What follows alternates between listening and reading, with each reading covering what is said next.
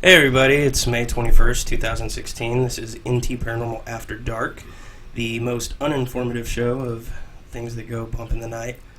I'm Ashton Rogers. I'm joined by my two partners in crime, Allie Bolton and Sarah Hatfield, and my computer that just gave me an update that my firewall's off. Are the cameras They,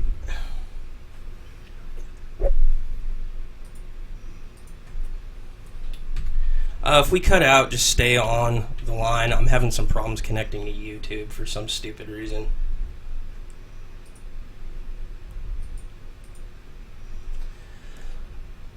Alright, so since the last show, we've actually been pretty active.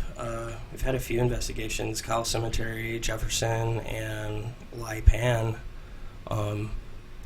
We've been pretty preoccupied with the Kyle stuff for reasons unknown. Can't seem to get that out of our head for some reason. We already released one video, the episode 1, which there really wasn't a whole lot in it, but I don't know. What did y'all think of that? I don't know.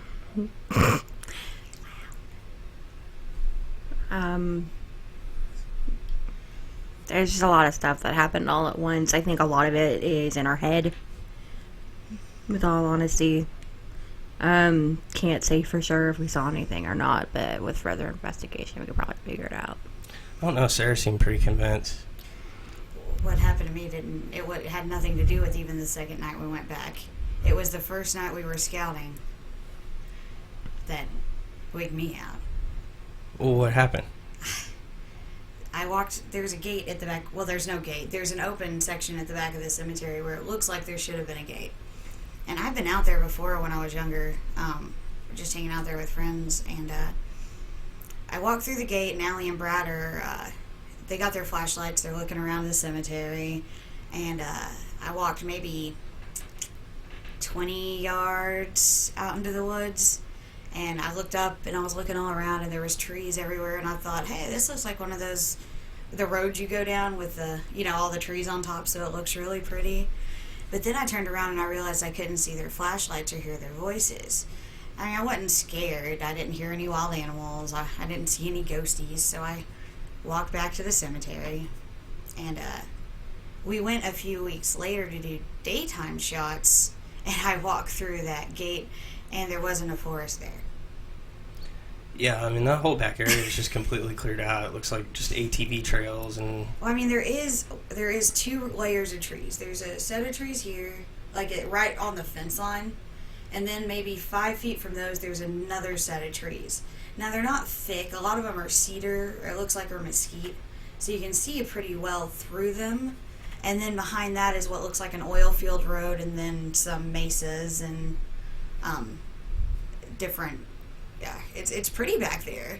Lots of trees, lots of hills. But I walked the same amount of feet I had the other night, and instead of being in a forest, I was on a gravel road, which seemed really weird to me. But I didn't mention it to anybody because I thought I'd gotten a hold of some bad shrooms or something. Well, I mean, it wasn't just you. I mean, the spatial reasoning of that whole place it feels different, different at different times. Like It feels off, but like I said last night, it could be a lot of, because the entire center is so open, and it's unnerving, because how many places have we been where the entire center was open? There's always been graves, all throughout, instead of just an entire open... Or at least a tabernacle in the middle. Yeah, there's just nothing. There's just nothing but space. What I don't get is like how small that place actually is, but at night it just it feels bigger. It feels so much bigger, because I remember the very first night that we went there on our own, when you were just showing it to us, I thought that place was easily twice as big as it actually was. But it's not even the things we saw out there that got to me. It was and I'm like to consider myself pretty observant, and the fact that now it's covered in bull nettle, cacti, there's trees falling over it, and if you know me at all, you know I'm going to trip over anything that is there to trip over. Yeah. But I was able to walk 20 yards straight back from that. No tripping, no bull nettle, no cacti. I didn't even hear any animals. And I was like, okay, well, I can't see him anymore. Probably time to turn around. We made the pet cemetery jokes. The ground's gone sour. which turned out to be Constant oddly beta. accurate. Yeah. But I didn't know there wasn't a forest there, so for the whole next week, I was just like, okay, well, we'll go back up there. Yeah, I can't wait to go walk that trail and figure out what is at the end of that road. Yeah, I can't wait to go find out what's in that forest, because I kind of thought at some point it opened up into a pasture. Like, I know they do a lot of ranching out there, but apparently it opens up into nothing after, 5 feet instead of 20 yards. But I swear I remember looking up, turn the flashlight up, I looked this way, I looked that way. And the other thing that got me about it is they looked like maple oak trees. They didn't have just taller and well, bigger. and they didn't have the weird spiny leaves that the cedar and the mesquite trees get. Mm-hmm. They weren't like the trees that we were running by that had the pods that were dropping off of them. They didn't look like those. But once again, your brain is glitchy, and I just hesitated to tell anybody because I thought I was going to sound like a crazy person. Well, I mean, you do sound like an idiot, crazy person, but I mean, we are looking for ghosts everywhere we go. But to me, that had nothing to do with. It almost felt like, and I got this feeling when we went back that if I had walked through the gate, I would have needed someone to tie a rope to me so I could get back. Like if I walked through Poltergeist style. Yeah, I would have been somewhere else, and it's probably due to the sheer amount of horror movies that I've watched in my lifetime. Well, Stargate. I mean, what do you think Stargate. about it? I mean, you're pretty intrigued by that place too. I mean, you keep going back with us. Well, yeah, what else am I going to do? No, I mean, it's really interesting, and, like, what we saw that one night, I'm curious to know, mostly, just, if I am crazy. Yeah, because you flat out saw like a face. Yeah, Something but like I that. could also be crazy. Well, I don't doubt that, but I don't think you see things most of the time. Yeah, but No. the difference is I don't think any of us are prone to, oh, look at that thing over there, I saw it, it must have been Yeah, a ghost. no, we're not, first to jump on the ghost wagon, but, We were really quick to jump on the, hey, there's probably some asshole out there in with this wagon. yeah, I mean, and, and of course, like, the animal noises, I was gonna go save that fucking puppy. Well, and that's before I told anybody what happened to me. And before I told anybody, the first thing I did is I went home and I looked up a bunch of lore because I noticed it backed up to Old Foamy. So I clicked on the Goatman lore, and what I got was the Native American stories that they call them Goatman, and I'm not sure why. But what they do is they'll lure you out into the woods making the sound of a puppy, a kitten, or even a human baby. Mm-hmm. And then once you get there, they basically replicate you. They don't take your skin, but they replicate you. And a lot of the stories that have cropped up around them is it'll be like a group of people, like, let's say 6 people are out there in our group. They'll do a head count, and all of a sudden there's 7. Right. And it looks normal to them. And then they'll go get in the car, and they'll do a head count, and there's only 6. And it is a little unnerving. Maybe in some cases they've even gone to look for this missing person. But yeah, the goat walker, well, it was skinwalker. It falls along the same lines of the Wendigo. It would make noise, it would lure you out, and basically... I can't remember what a Wendigo is. It's a human that ate... It's basically it's Cannibal werewolf. It's northwestern lore about people that would eat other humans, cannibals, and they turn into this monster, and they would try to lure other people out to join them, well, to get eaten because they're cannibals. But they use pretty much anything they could to play on the instincts of wanting to help a small animal or a child.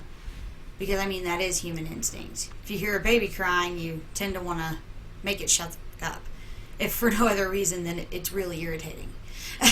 I don't think that's the natural tendency. When the people hear a baby crying, it might just be you. So the moral of the story, had it been something supernatural, Allie would have been dead.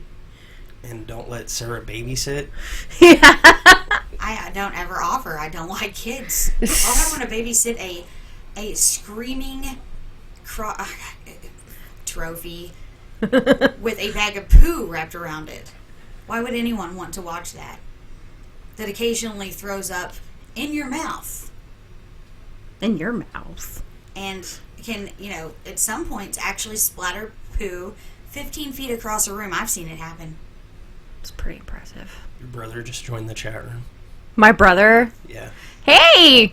You're yelling. Sorry. He says Trump 2016. He would. Because if you can't vote for who you want, Vote for the apocalypse. I want to get a bumper sticker that says vote Trump because the end is really fucking nigh. Should get that made. You hear that, Mike? That's your job. You get that made. I don't know. I was pretty interested with Kyle because when we went out there, like, we didn't hardly capture anything, but I definitely heard animals growling at us. I forgot to say that And one more thing about the Goat Man was that he was able to alter time and spatial perception. And I understand it's not a Goat Man, but I just thought it was interesting that they would act like they were standing in the woods away from somebody, and the person would start trying to take steps towards them. And can never get there. Could never get like there. that bad nightmare Yeah. where you can never get to the end of the hall. Or they'd be in a clearing in the forest, and they try to leave the forest, and it kept like it was going on forever and ever and ever. They can somehow, and it's around them. They have like an aura of space-time, and because that's what I thought was interesting, is that cemetery was really small, but we sure did run a lot of cord to use those cameras. It took a lot. Like, it seemed pretty small during the day, but at night it was just huge. Yeah, I mean, that place, I don't know, it was just crazy for me because, I don't know, I consider myself pretty logical, and when we went out there, like, everything was going just fine or whatever, and then just everything started all at once, and we could never pin anything down. And I definitely, I don't just jump at shadows or whatever, but I definitely could see shadows, and then you were seeing something at the same time, and then you saw something at the same time. It's so weird because when we were over there and I was sitting on the one grave with the rocks over it, everything was chill. I mean, we heard the coyotes bang, but nobody was freaked out. We were all still joking around, and it's like as soon as you were by yourself, it's almost like as soon as you crossed over this invisible line, shit hit the fan. Yeah. It was so instantaneous when you walked away from the group. They were waiting for you, Brad. Yeah, I'm still trying to, like... Oh, we have commercial. I'm just trying to pop the chat out so y'all can see it, but I think that's what's messing up my... Yeah, it could be. Don't worry about it. I was just curious what they were saying. The hills have eyes. Fart killed noobs, really? What? That's my brother. Of course it is. Anyone related to you is bound to be a weirdo. No offense. It wasn't the chupacabra. But, after the Kyle thing, I kind of started looking up stuff like that, because, normally what we look for is ghosts, and we don't typically look for aliens and that kind of crap. Because there's no such thing. According to Allie, I was arguing about it with her at dinner tonight. Well, look, listen to me. I said it's not that I don't believe in aliens. I just don't think we've ever been visited. There's too many worlds in this universe for there not to be life. Probably because the aliens are too busy trying to still, grow their legs and crawl out of the ocean. Do I think there's aliens that are little green men that abduct us and put things in our butts? No. But, I mean, they've just found, over 1,000 new worlds. But I also don't even close to remotely believe that there's human souls wandering the earth taunting people. I don't. There's no such thing. I almost kind of hope so, just because that's what I want to do with my afterlife. I want to just taunt people. There's a lot wrong with me. I'm going to wait till people go in and take showers, and then I'm going to write things on the mirror, while it's steamy. You don't have to be dead to do that. Well, it'll be a lot easier to sneak in and do it. No, I did that to Jeremy one time. He was somewhere taking a shower, and I walked in and I wrote on the... If you take a piece of potato and you write a message on there, you can't see it, but then once it gets steamy, the message will show up. Oh, that's my new plan. Just write "you're next" all over the house. Yeah. But, after that investigation, and then after going back or whatever and thinking about it, I was trying to find, anything that would fit, and I found that Mandela effect thing, which I thought was pretty cool, which is like the alternate universes and stuff. And so I've been kind of obsessing over that lately. Google the Bernstein bear. Oh God, we were talking about that, and he didn't believe me. And I don't want it to be true because with the Mandela effect thing, the spelling thing is stupid because I'm such a horrible speller. But anyway. that is part of the It's part of the Mandela effect because more people remember it as Bernstein than Bernstein. So much to the point that when that popped up, people went through their childhood books swearing up and down that they thought it was Bernstein instead of Bernstein. People had cleared out their basements trying to find these books, but no, it's always been Bernstein. That's why it falls into the Mandela effect, like the witch, the mirror thing. Mirror, mirror on the wall. Magic mirror on the wall. Yeah, I remember it. Mirror, mirror. Yeah, so do I. And then the other one I thought was really cool is, like, I guess this year they're making Mother Teresa a saint. But people already thought she was a saint. Yeah, everybody remembers that she was made a saint in the 90s. She shouldn't be a saint. She withheld pain medication from dying patients she thought it built character. We have a question, by the way. Scariest place you have ever been inside where you felt a presence? From Big Fat Mike 48059. I don't feel presences. Yeah, I don't feel presences, but Damn it. The only place I ever felt like I had a presence issue was my mom's house, and that's when we went back through and realized the EMFs were crazy off the chart. Like, especially right where I put my head when I slept. Right, there's like bad electrical outlets like but right by your head. Always felt like something was watching me in the house, and it just wasn't me. I'd invite friends over, and they'd freak out halfway through the night and decide to leave. And even my husband, Steven, who doesn't get scared, he booked down that hall one day to shadow chase me. But yeah, I'm sure it is the EMF. I can't think of a place that actually makes me feel really that uneasy, like there's a presence there, or like I'm being watched, except maybe Earth is the backwoods of the universe. Or maybe Antioch. It's I don't know, it's got kind of this creepy quality to it, but then after going out there during the daytime, it turns out there's a house where people are watching you the whole time. Yeah, that doesn't fucking help. Trying to think of where I'm the most scared. Cleveland? What? Oh, Cleveland is the answer to that question. Scariest place, Reef. I'd vote it the most boring place on Earth. Lots of people, though, have talked about Cleveland because it does have a high amount of ghost stories, especially over on England and even over on Stop Hill and our area. And I think that's because they're drilling sideways. I mean, we've got one under our house.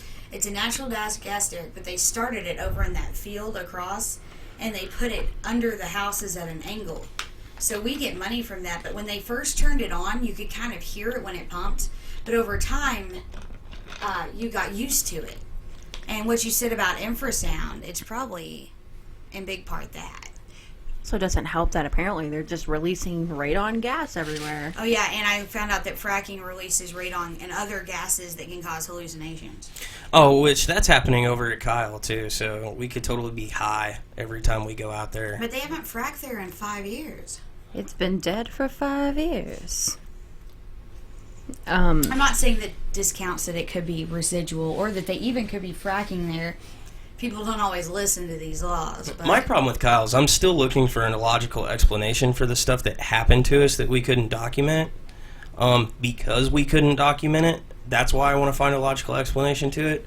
Because stuff did happen while we were out there. We just don't have a name for it yet. But there's no name for it. We weren't able to capture it. Gut-wrenchingly horrifying? Is that the name for it? No, not really. I don't know. Like you said, we went out there last night and it wasn't the same. It was just like walking around any other cemetery. It wasn't the same at all, and especially because when you shined a flashlight at the back trees, we could see through them. Yeah. The other night we were there, we couldn't. Now, what I did notice is the last 2 nights we were there, it was a full moon. And we went on no moon. It was lit really, really well. And so it might have been the backlighting we were missing. Right, and then the night we did the investigation, there wasn't. I couldn't tell you if it was like a half moon or there was a no quarter, moon. none at but all. I can't even certainly say if what I saw was real, because it could have been I walked less, I walked more, and just straight skirted past that road and just walked into more trees. I could have gotten turned around. I don't think I did, of course. It could have just been a brain glitch. There's just so many things it could have been. It's just I'd like to prove what it was. We have a side question on top of that. Like, do you feel paranormal experience happening during dreaming? Angriness? I don't know about that one. Oh, yeah. But any paranormal experience happening during dreaming, I would just say that maybe it's just sleep paralysis. Maybe like I'm not sure if this is what you're asking, but like a lot of people talking to like deceased relatives and stuff during dreams, things like that. Which I've experienced that, like after my dad passed away, or like after my grandmother passed away. I had several like dreams or whatever that, you know, where I was like having a conversation with them or whatever, and it was comforting, but I don't necessarily think it was paranormal. It's like a coping mechanism. When I was 5, I lived with my grandma, and she only had like one bedroom in her house, so we slept in the same bed, and I had a dream Jesus had come to take her home. But when Jesus said that, I was like, no, you're not taking her. I need her. And he was like, oh, okay, and he left. But I do get the sleep paralysis, and a lot of times sleep paralysis will also coincide with a recurring nightmare I have. So I'll have the sleep paralysis, I feel like there's something in the room, and occasionally I feel like it's yanking me off the bed. And then I'll go back to sleep. Once I can get my fingers moving, I feel like it's safe, I'll go back to sleep. And then I'll wake up, and I'll go to my closet to get my clothes, and I'll turn around and I'll look up, and there's this, you know, the creepy stroke monster that's gotten so popular in all the horror movies. No. The person walking the crab walk or whatever. Oh, okay, yeah. That will be on my ceiling walking towards me, and then I'll wake up again. And that'll repeat for a little while, the dream within a dream. And I know it's not paranormal or someone talking to you, but man, at the time, it sure as shit feels paranormal. I think there's a lot of people that suffer with sleep paralysis that think it's paranormal just from the way they describe it. What was that documentary they had on Netflix about sleep paralysis? Yeah, I know what you're talking about. And it made me so mad because at the end, they basically said it was paranormal. I didn't get that from it. Like, I watched that same documentary, and I thought it was really informative, and I thought a couple of them believed, like, okay, maybe in my particular case it's not a medical thing, but like the Asian woman that was in that one, she definitely was like, oh, this is a medical thing. I was seeing the devil the whole time, but I'm so glad to find out that it's just a medical condition. And, like, she felt better about it just knowing. He explained what he meant. Okay, so sure.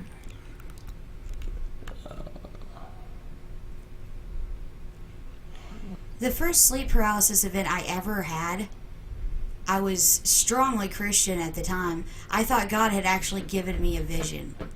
And I labored under that impression for months. And it was weird because I'd seen a pattern in the dream I had. It was the one where we had taken a nap and I was trying to yell at you because you were sitting like next to me. Oh, yeah, I remember that. But I had a vision that consisted of a bunch of different, shapes touching each other. And man, I poured through my Bible for months trying to sort out what the hell God had been trying to...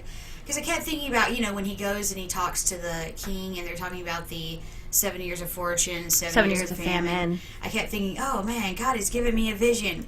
But no, it turns out I'm just crazy. Nah, I just got, you know, the sleep paralysis. Sitting on the bed next to me? I had that happen with that one cat. I had a cat pass away, and the next night I felt like it was walking on my bed. Well, I mean, and that's also one of the symptoms of sleep paralysis, too, is just feeling like there's somebody sitting beside you, too. Oh, but I was like 15 at the time, and I was wide awake. I hadn't gone to bed. But, like, I woke up, and I was looking around, and then I felt the whatever, and I packed up my crap and went and slept in my mom's room, even though I was 15. I was like, nope, none of this. Happens sometimes.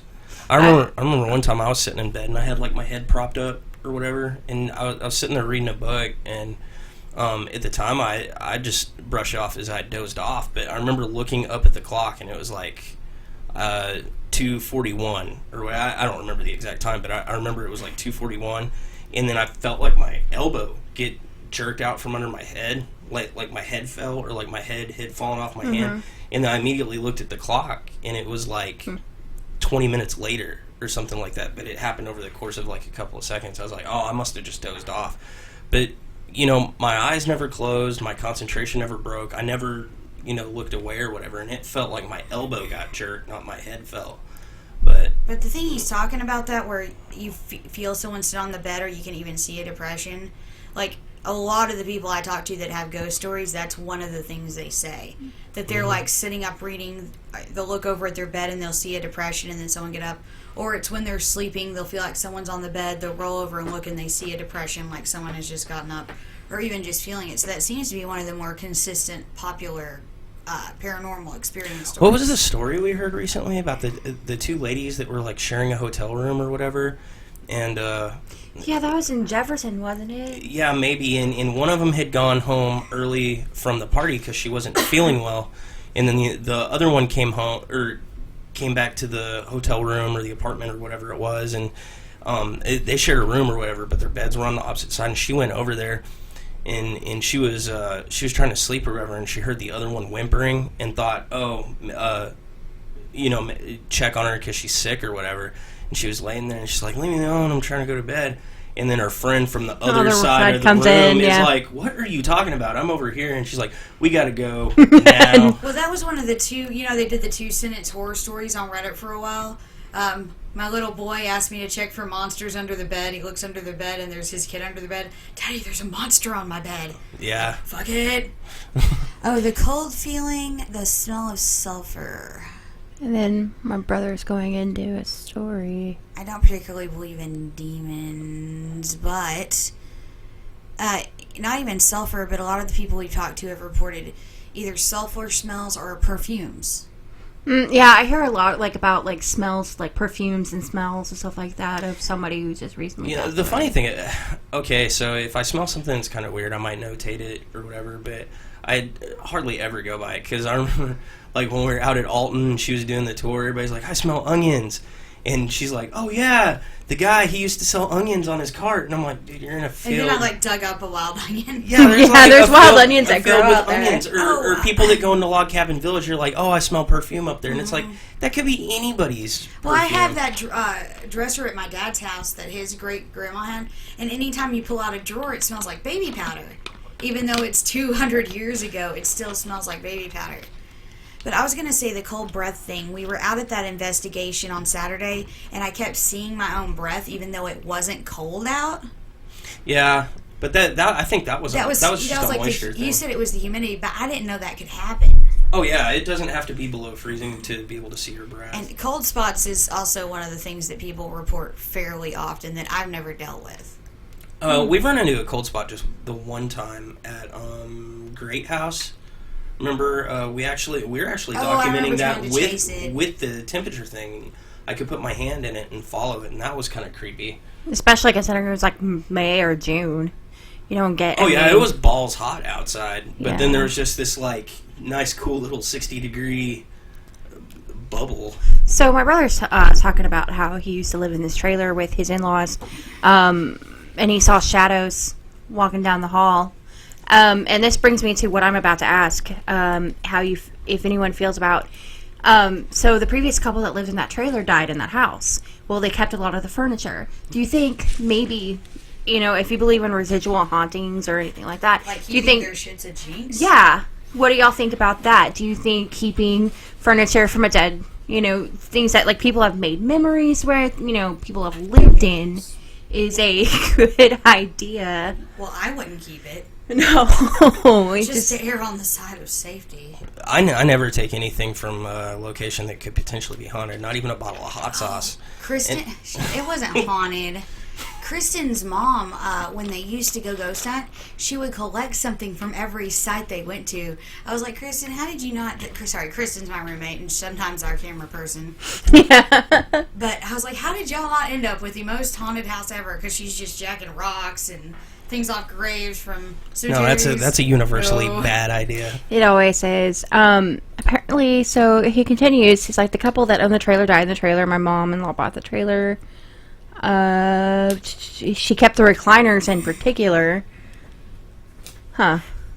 But, if I was going to haunt anything, I don't think it would be a recliner. I don't know. It just depends. I guess, what if you basically lived in that recliner? Well, something that you haunt, there's a word for it. It's called fetter, F-E-T-T-E-R. And typically a fetter is something Very that, attached to you. yeah, it has like some kind of emotional significance to you. What if you really love that recliner? I know a couple of people that would haunt a recliner, but I don't know. I've always thought that like a really haunted place would be an antique store. And of course, we went through Old Mill Antiques in Jefferson, and we didn't really catch anything in there. That guy we were with, he said he got some EVPs, but he never sent them to me. Yeah. Court asked the question to her mom was sick, and so you clicked off. I don't know. She thought she was going to die and had a bad experience. A lot of people, like I know my uncle passed away quite a while ago, and my nanny passed away a few years before him. But when he was dying, in the process of it, he'd had a heart attack, he was on the floor. He was extremely calm, and what he said to everybody was, "Look, my sister's come to get me, I can go now." Oh. I was like, okay, well, meh. I like how he's trying to throw us off the rails, but our show was never on the rails in the first place. I know. I don't think I'd haunt Victoria's Secret. Because then you'd end up with a lot of big girls in there trying to fit into tiny... That's what I would do. I would That's do that. my I would dream. oh my god. I would go in there and just, like, break every bra. I would just go in there and just wreck bend it. one of the little metal clasps, because nothing will piss you off more than a nice bra with one of the Oh metal god, clasps bent. yes. Or break all the underwires under the boob so that it stabs them. Right in the heart. So we've seen a lot of weird stuff, but how about that a-hole that was messing with us at Jefferson? Oh, the girl, the door closing? Yeah, so when y'all what a finally got to see that episode, how much did that piss you off? Well, it pissed me off whenever we were going through it. Or we were going through the evidence on the tour because we just had to know. And, like, when we finally figured out that it was a chick, I was just so mad. Yeah. Like, man, I wanted it to be something so bad. And she scared everybody so hard. Oh my god, I've never seen everybody jump simultaneously I know. once. But I've never seen you just be so assertive and just rush into a crowd. Get out of my way! I gotta go in here. I didn't mean I know, to like, be we're the rude. damn Ghostbusters. You pushed somebody out of the way. You're like, get out of my way. I didn't There want was to a be child. No, I didn't want to be rude, but there was this lady standing in the doorway, and no one could get by her. She had, like, her arms out and her legs splayed. Because she played for the 49ers. She's like, no. But she was a little skinny thing, and I was like, oh, excuse me, could you move? And I touched her on the shoulder. She finally moved. And then another girl ran in front of me, and I almost fell into her. But I felt like a jerk afterwards, but they wouldn't get out of the way. Yeah, I never expect to catch anything on a ghost walk. Well, and what was bothering me is not only would they not get out of the way, but they wouldn't go in the room either. Yeah, They'd because just stand there. They were too scared. Oh, but I was going to say with the Courtney thing, that's actually a really common phenomenon. Is you'll smell the smells of deceased family members, or Something that would remind you of them. When Steven's grandpa Curly passed away, he started talking about seeing family members, and the part of me that's am I too close? No, you're fine. The part of me that's skeptical says that's your brain firing old memories and wishful thinking. Probably. It might be your body's coping mechanism with the fact that you're dying. Yeah. Your body's basically releasing all of these things to keep you, basically comfort you in the fact that you are about to just leave. But I don't know anything, so the fact could be that when you're passing away, maybe your family members do show up to come. We won't make know the until we transition- get there. I mean, to make the transition easier. Well, I remember a guy I worked for, Alan. He actually is passed away now, but he almost died once before. He went to the state fair and was choking on a corn dog. No, it was it was a turkey leg. And no, he was like turning blue, you know, but it was, I don't know if his version of the afterlife is accurate. Then it's horrible because the first person he saw was a coworker that had passed away. And her name was Shirley. She was a smoker. And he's like, "Come on to the light." And he's like, and that's when I knew heaven was. And his daughter saved him, did CPR and everything. He was fine. And he came to. He's like, "Yeah, I saw Shirley and I saw blah blah blah." And it was like all these people you wouldn't want to see first, you know, that wouldn't convince you. And he's like, "Yeah, that's how I know there's really an afterlife because I didn't see anybody. Like no family members or anything. Just all these people I don't like." Y'all know how religious my mom is. But when I was 15, she coded in the hospital. They had to jumpstart her heart. She had to be intubated. She was gone for a good while. She never saw anything. And if I had expected anyone to come back with a story or even a BS Yeah, it would story, be your it mom. would have been her. And it always startled me that the amount of time she was gone, she didn't see anything. It was just blackness. She doesn't remember. She didn't see anything. No story, because a lot of people do come back with the NDE experiences. Yeah. The flashing light, the people you knew, and the fact that they're consistent says one of two things: either they're actually a thing, or your brain goes through the same everybody's dying brain goes through the same And then process. they had that little girl in Cleburne that fell out of that tree and was healed from that condition I have, gastroparesis. Except she never actually died. She says she went to heaven and talked to God. She never coded. She was never dead, and they made that movie Miracles from Heaven about it. But she's getting all this press because she was cured from her disease, and I was like, well, maybe she just fell so hard from the tree. Did it hit the reset button? Yeah, it hit a reset button. But how can you tell people you died and saw Jesus when you didn't die? So what I'm hearing is I should push you out of a tree. Yes. Okay. Actually, that was the running joke in one of my support groups. Who wants to find a really big tree and we can all jump out of it? And I was like, that's desperation. Your mom is Jon Snow.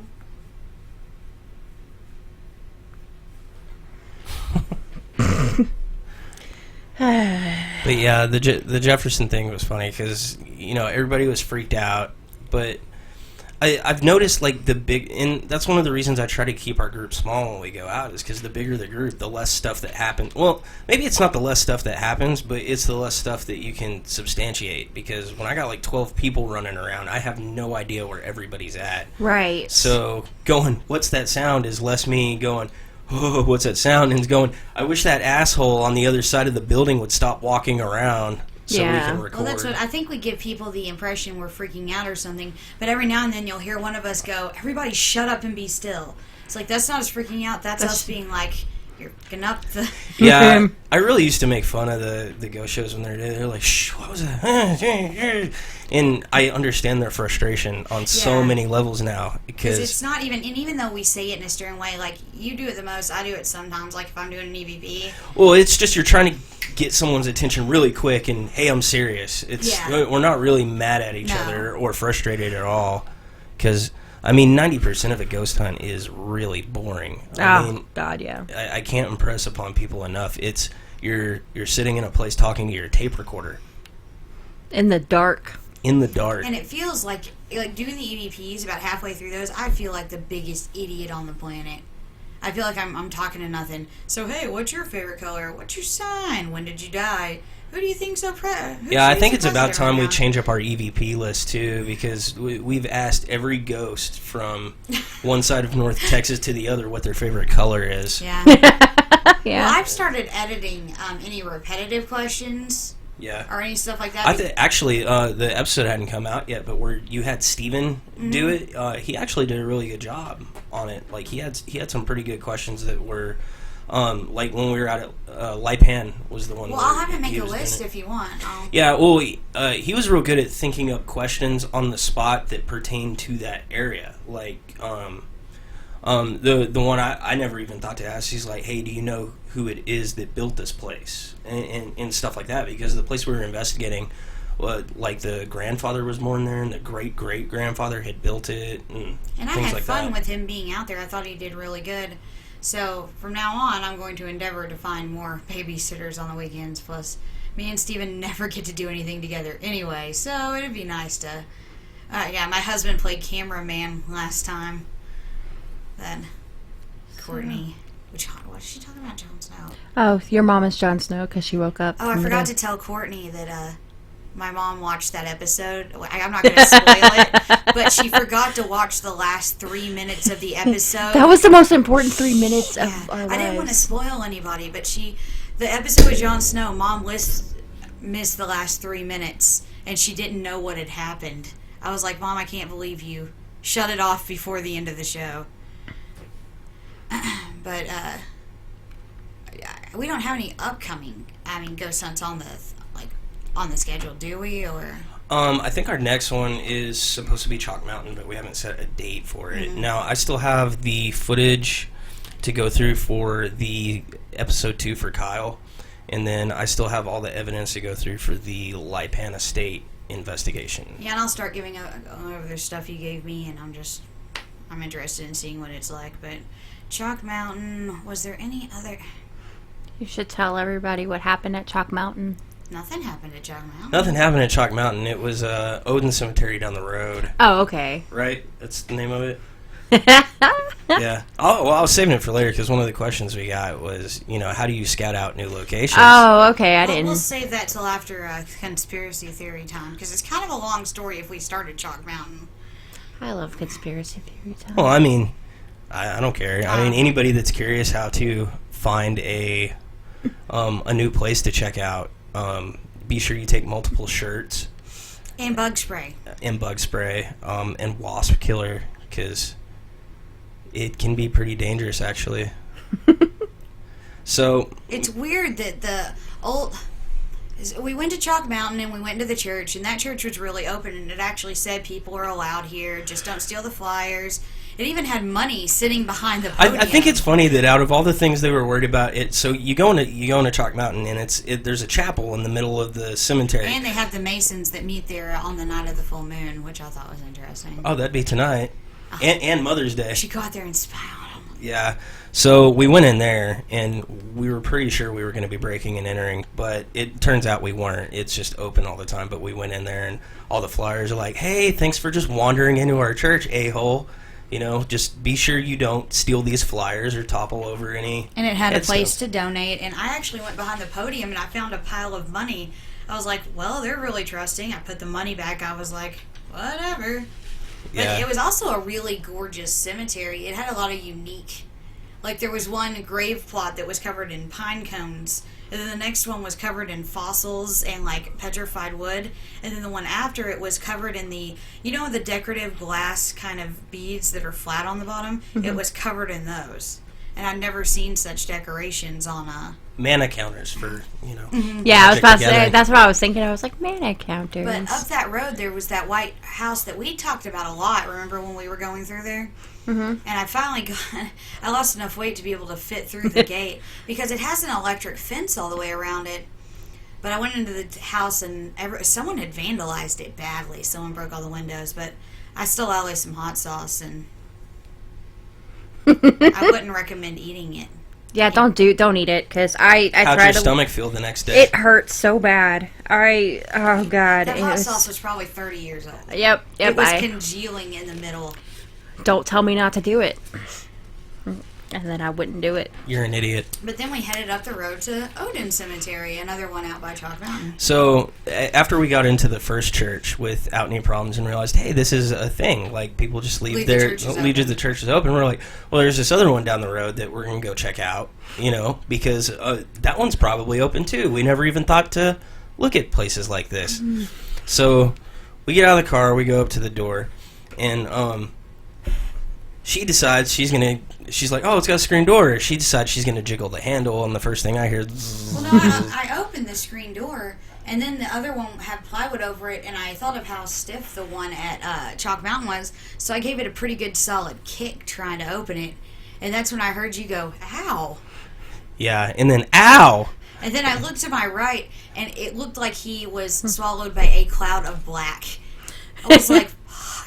Yeah, it was pretty bad, and then so I run off the porch. There was a lot of them. And she can't run, and so like I'm running away from my life, but I'm like, oh, she's gonna get stung. She's just ambling back, just casually. I'm still getting stung in the middle of the yard, but all of a sudden she's like, hey, there's something in my hair, and I'm like, whatever, you're just freaking out. I thought it was in my ear because I kept hearing the buzzing, buzz, buzz, buzz, buzz. So I stick my fingers in my ear. I was like, there's wasps in my ear. there weren't any in my ear, so I kept checking. I was like, what is it? And I flipped over my hair. The really funny part of this story for our listeners is Sarah doesn't like to be touched by strangers, like, at all. And not much more by people she knows either. And we're not on a touch each other basis really that much. I'm not on a touch each other basis with Hallie, and I've known her for like 12 years. So like the first place I'm like looking in her ears, and I'm like, this is consensual, right? And you didn't believe me that it was in my hair though. Like, you keep saying that in the story, but it was like 30 seconds of, hey, I don't think, oh, wait, there's something in your hair. I think what you thought, and I thought it for a second too, is I was just still hearing it because I had freaked out so bad that it was just in my head. But yeah, you leaned down and put your ear next to my hair. Yeah, so she's in the standing fetal position with her hair hanging down. And I'm like, hey, the back of your scalp is buzzing. This isn't good. And so I'm trying to pick it out of her hair with my fingers. And it occurs to me, I'm like, hey, I'm just going to get stung, too. There's no reason both of us should get stung. I've already been stung. And I've got pretty thick hair. Like, I have it thin on the reg because there's so much of it. So I went and grabbed I was in your car because you were up in Arkansas. I was in Texarkana. I was on the Texas side. Same thing. Whatever. You're up in hill country. Or I was up in pine country. whatever. But yeah, I had a hairbrush in my bag. Yeah, so I went and I get a brush, and I'm like back combing her hair for like a point, good 20 minutes. She's at this point, I'm hysterically laughing and trying not to fall. And she's got a fro like out to here because I've just been like 80s back combing her hair, just trying to get this stupid hornet out. And finally, we're just like, oh, we're not going to be able to get it out. What are we going to do? And she's like, fuck it, and just like takes her shirt off. My goal was to wrap my hair up and have you take me to the ER. I'm not sure what the fuck they were going to do at the ER, but I had lost my mind at this point. So I took it off, and my hair was flipped over, so I grabbed at the base as tight as I could, like, to try and squeeze, and then I kind of squeezed down my hair. Nothing. Didn't do anything. I tried it again. Nothing. So finally I just wrapped my hair. So we're just standing in the middle of this graveyard in the middle of the day, like, and that's like a highway right there. And I'm topless. I mean, I'm wearing a bra and pants, but I'm topless, and he's just brushing my hair. And then every now and then he'll put his ear to my hair. Like, someone's going to drive by. Yeah. I'm going to be topless in a cemetery, and he's brushing my hair. What are you doing? And then listening to make it's like, I'm listening to her hair. It's the ocean. I'm trying. Like, what the shit kind of drugs are you on? And like the whole time, I'm saying it too. I'm like, I can't wait till somebody pulls up because I have no idea how to explain this. Like, nothing bad is happening. But then when you finally got it out, instead of stinging me, the so person it flies away, and I see it fly away. I'm like, all right, we're good. Just put your shirt back on. And then I'm like, it's coming back. What's going on? I'm like, sir, put your shirt on. You're going to get stung. And then it stings me in the neck. And so I run like 4 more feet away. She starts laughing hysterically, and it stings me in the back. And I'm like, oh my God. It was funny. It's fucking horrible. The only one that stung me on the battery from the spinal cord stimulator, so it didn't hurt because I don't have any nerves back there. But you went and got in the car finally. Yeah, I got in the car, and then my cell phone rang, and it was the Hornet. And he was like, I will find you. I have a very particular set of skills.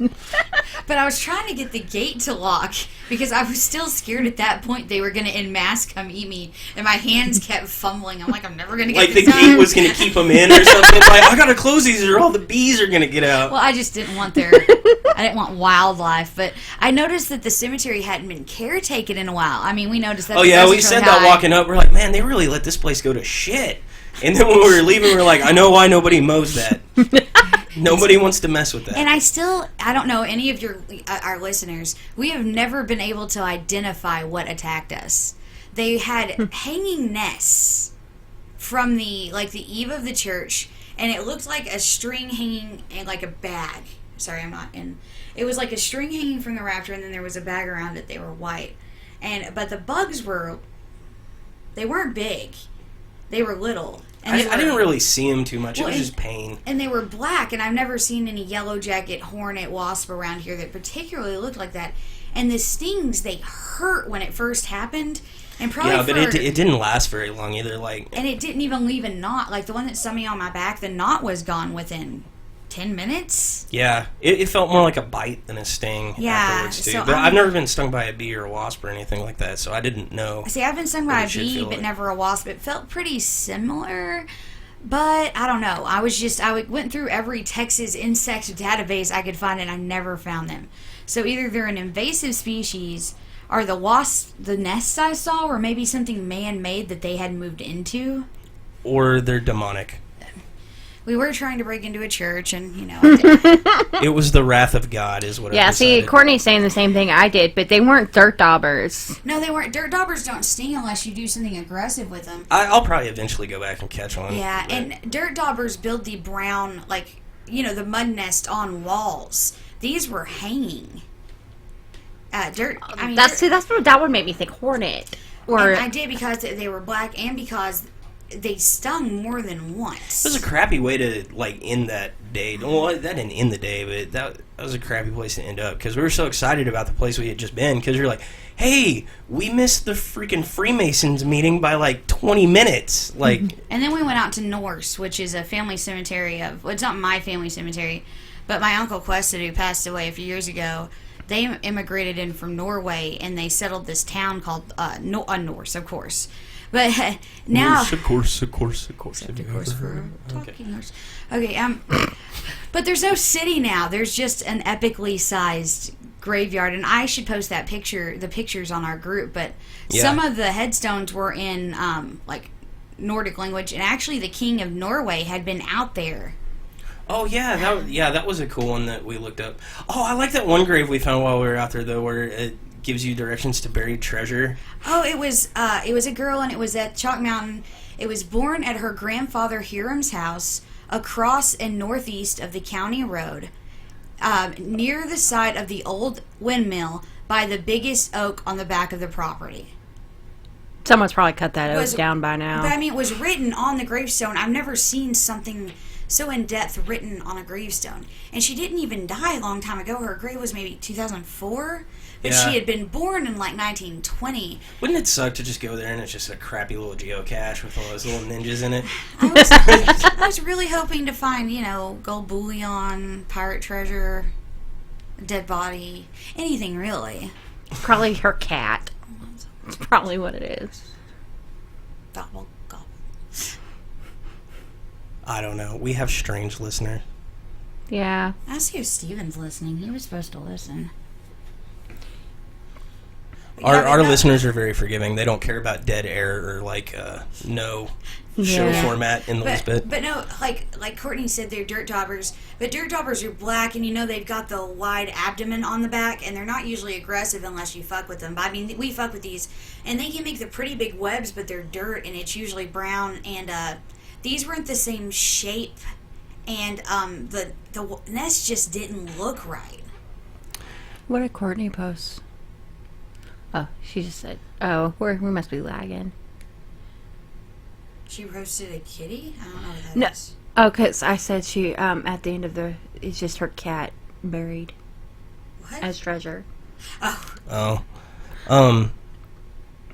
But yeah, long story short, if you're going to go scout places to investigate, Don't kick down church doors. Yeah, try not to trespass and carry a can of Raid with you. Oh, but I definitely recommend it if you're into cemeteries or old churches. Look up the place. It's Norse, and it's near Clifton. It's out past Glenrose. There's Clifton. There's Cranfill's Gap. There's Latham Springs or Aquila. I know it's spelled Aquila, like the Spanish word Aquilla. But it's Texas. So. And Kristen, what? Oh, pretty. But it's a really cool cemetery. A lot of the graves are really old, and a lot of them are written in languages you don't understand. But a lot of the graves tell the story of how they came to be here, where the families went after that, and it had the pictures of the first settlers in the Lutheran church across from it's open 24/7, basically. And they had really gorgeous stained glass and a bell, and the whole church was really awesome. Oh, yeah, we broke into that church, too. Except for it was open. Well, I mean, when I say break into, we just went in on not God's day, which always feels wrong. Well, technically it was Sunday, wasn't it? Or was it Saturday? It was Saturday. No, it was a Saturday. But, which is the Sabbath. But church wasn't in. If I walk into a church and the lights are off, I feel like I'm doing something I wrong. tried to get pictures of the inside, but my camera was so low I had no flash. But it was a really gorgeous church. And it tells the story on the side of the wall of how it was built. And then I tried to pet me some deer, but they weren't very friendly deer. They had a feeder back behind the church, and I kept trying to pet them. Oh, yeah. Yeah, I remember. But man, they were so fucking dumb. They'd go stand in the middle of the road when we got too close, and then they'd stop and stare at us. Yeah, and they were all walking in single file line, just like, shoot me, please. Or run me over, one after the other. God, this is why deer shouldn't be allowed on roads. There should be signs about that. What was Yes, that one there should that be. So, but yeah, so I stole Alley Haunted Hot Sauce, and Brad got mauled by wasps that seemed to love me, but man, they wanted to fuck up his day badly. They were feminist wasps. They're like, we're going to sting this misogynist asshole that got this chick's shirt off in a cemetery. Yeah, that's I what you would have get. voluntarily stripped, and when I did, I found out that one was on my battery, and I think brushing my shirt by it made it sting me. But after we ran off, they did follow us for a few feet, but they didn't follow us very far. I was afraid one had got in the car with us and was just like, wait. I was afraid I'd be driving like an hour later and just be like, ah. They have you now. They're probably one day come home with you, and instead of stinging you, it's probably building a nest somewhere near your house right now, so it has backup when it comes to murder you. Apparently they wanted your boobs too. It's not me, it's the listeners. Whatever. It's I not must me. send us the story about the evil attack bugs. They were evil attack bugs. So what did y'all think about the Lipan investigation? I had a lot of fun doing that one, It was except for that time whenever I fell through the floor. But It was a gorgeous property. We got to go see. You didn't go see it. The old trailer in the back. It was all broken down. I posted some pictures of it. But it looked like some meth heads had tried to rip all the copper wire out of it. Were either of y'all able to figure out who the people murdered, the murder that happened at the fence, or No, I ended didn't up at look the it fence? up. But I tried finding some stuff on that and I couldn't. Jane had told us the story, but it was interesting to me that she mentioned my friend from when I was little that got killed. mm-hmm. She brought that up, and I was confused. I don't as to why. remember that. When I was little and I lived in Granbury, I had a friend named Sarah Patterson, and her stepdad, pulled her and her little brother out of her window one night, and he molested the girl, he killed her, and he cut the little boy's throat and left him for dead on the side of the road. And that would have happened in 96 or 7. It was 2 years after I'd moved to Cleveland, because I hadn't kept in contact with her. And I don't know what she was talking about. She thought the mom had gotten too much time, but the mom had listened to him, pulled him out the window, and let it happen. But it was odd to me that she mentioned that. I can't remember what we were talking about that made her bring that It up. was the car seat thing, the lady that left her kid in the car seat and it Right, died. okay, yeah. It's a creepypasta called Autopilot about this dad that he doesn't normally take his kid to daycare. And so he was supposed to take the kid to daycare. He goes to work, and then he goes back to the daycare to pick up the kid, only to find out it's been in his car all day and it's 110 degrees, so the kid's dead. That recently happened in real life. A mom had gone to work, forgot to drop her kid off at the daycare. Mm-hmm. She went back, and they were like, "What kid?" And the kid had passed away in the back of the car. And that's what spiel she had gotten on. And she was like, "I don't think the mom should have done hard time." I didn't want to argue with our client, but the mom had sat there and listened to him pull those two kids out the... Yeah. But I can find stuff. If I look up Murder Granbury, that's pretty much the only one that pops up. Yeah, I couldn't find anything on that particular one. But Was she in Lipan technically? Yeah, I think. Yeah, I think that was Lipan is where we were actually at. And I mean, Lipan's right up the butt of Granbury, so... Yeah, everything I looked up, it was just bringing up more recent Granbury Well, stuff. maybe it was an urban legend? You know what I mean? I don't know. She had like some facts and some names and stuff, but she ended up texting me later. I think when we were trying to do EVPs by the fence, we were trying to talk to David, but she had texted me later. She's like, "Oh, that was the wrong name. His name was actually like Chris or Christian or something like that." Yeah. But she said it was one we could look up. I need to text her back, get a hold of her, and try to find out about it. So But it was a really interesting property. I really liked it because at the beginning of the road, you had the gate, and then at the gate, There was like 3 I gates. guess someone's boyfriend had killed the mom, and then the daughter, and then hung the daughter from the fence. The dad had. The dad had, and she was getting really cool pictures out there, which we could not replicate to save our lives. One of them was kind of cool because it was the streak across, but to me it looked like Santa and all his reindeer in front Yeah, of it. and when I was going through the pictures, I thought I had figured it out because she took a really good picture where there was a vine that went across, and I was like, oh, that kind of fits. But then I went back and compared again. Yeah, and it couldn't have been the vine. Yeah, it's a different angle and everything. Like, it doesn't... And the only one I got out there was you were standing out there, and it was just a regular old kind of green ball orb. Yeah. Well, and that's the other picture she got was like a greenish orb. But the one that was really weird was the thing that looked like it was wrapped around the guy's feet. Yeah, the yellow. Yeah. The yellow streak. Because that's the one I hadn't seen before we went out there, and she showed me on it. Yeah, it almost looks like somebody threw up a glow stick or something and then took a picture of it. And that's what I wanted to do, but we could really do that here. We could just go in your yard, throw up a glow stick, and take a bunch of pictures and see if it would present the same effect. Right. Or we could get a couple, because they sell them in different colors. What we ought to do is you ought to come to my house one day when it's like dusk, bring a couple different colored glow sticks, and I have a firefly infestation. I don't know if it's because we live in front of a creek, but there are thousands out there every night. Yeah, and see what they look like when you take pictures of them. It would be a good chance to show those as orbs and to see if the glow stick thing works out. We had an exorcism on Courtney. What? Oh, they're saying that Courtney's evil because she wants to see an NTP ghost pepper challenge. I can't eat spicy things. I have aggressive gastritis. Y'all have fun with that. I win. I don't like ghost peppers. So I win by default.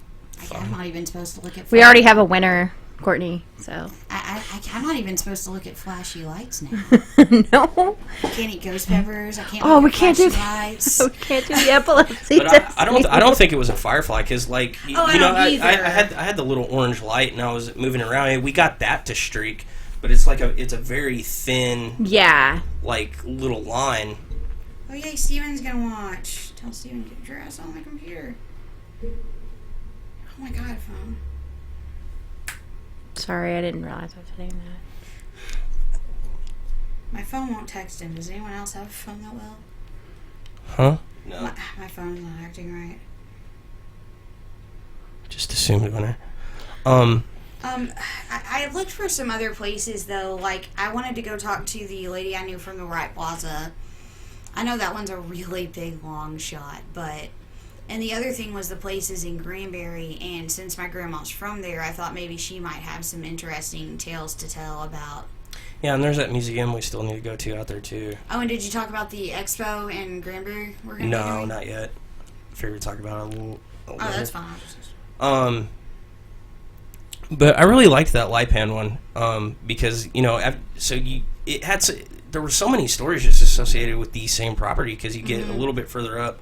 And then there was that area she was calling the Hollow or whatever, where the last Indian massacre took place, and that all matched up. And I was actually able to look that up. Like if you look up the history of Lipan, Texas, that's about the only thing that comes up. Like it has no history other than the fact that there was this awesome fight between white people and the Indians, where the Indians had basically ambushed them and got them pinned down, kept them there all night, and then it like started raining, and so the white people used that opportunity to go get the Indians, but then they like took it too far, like Patriot style. They went and scalped everybody, and then they felt so bad they're like, we will never do this again, and so it ended up being the last massacre. But that little area is supposed to be super haunted, and then you go up the road, and then she had that whole property, like that old abandoned house and the windmill and all that cool stuff. Yeah, the house was pretty cool. Like, I mean, it was like abandoned building porn. Like, it was just beautiful. But you kept hearing some pretty cool bumps and knocks in there while you were in there. Steven said he can't comment from his phone, but he's going to message me if he has a comment, and I'll just read it out loud. If it's palatable. Me, yeah. Oh, yeah, when you were alone in the house. Yeah, when I was alone in the house, the first time, I kept hearing, like, something up.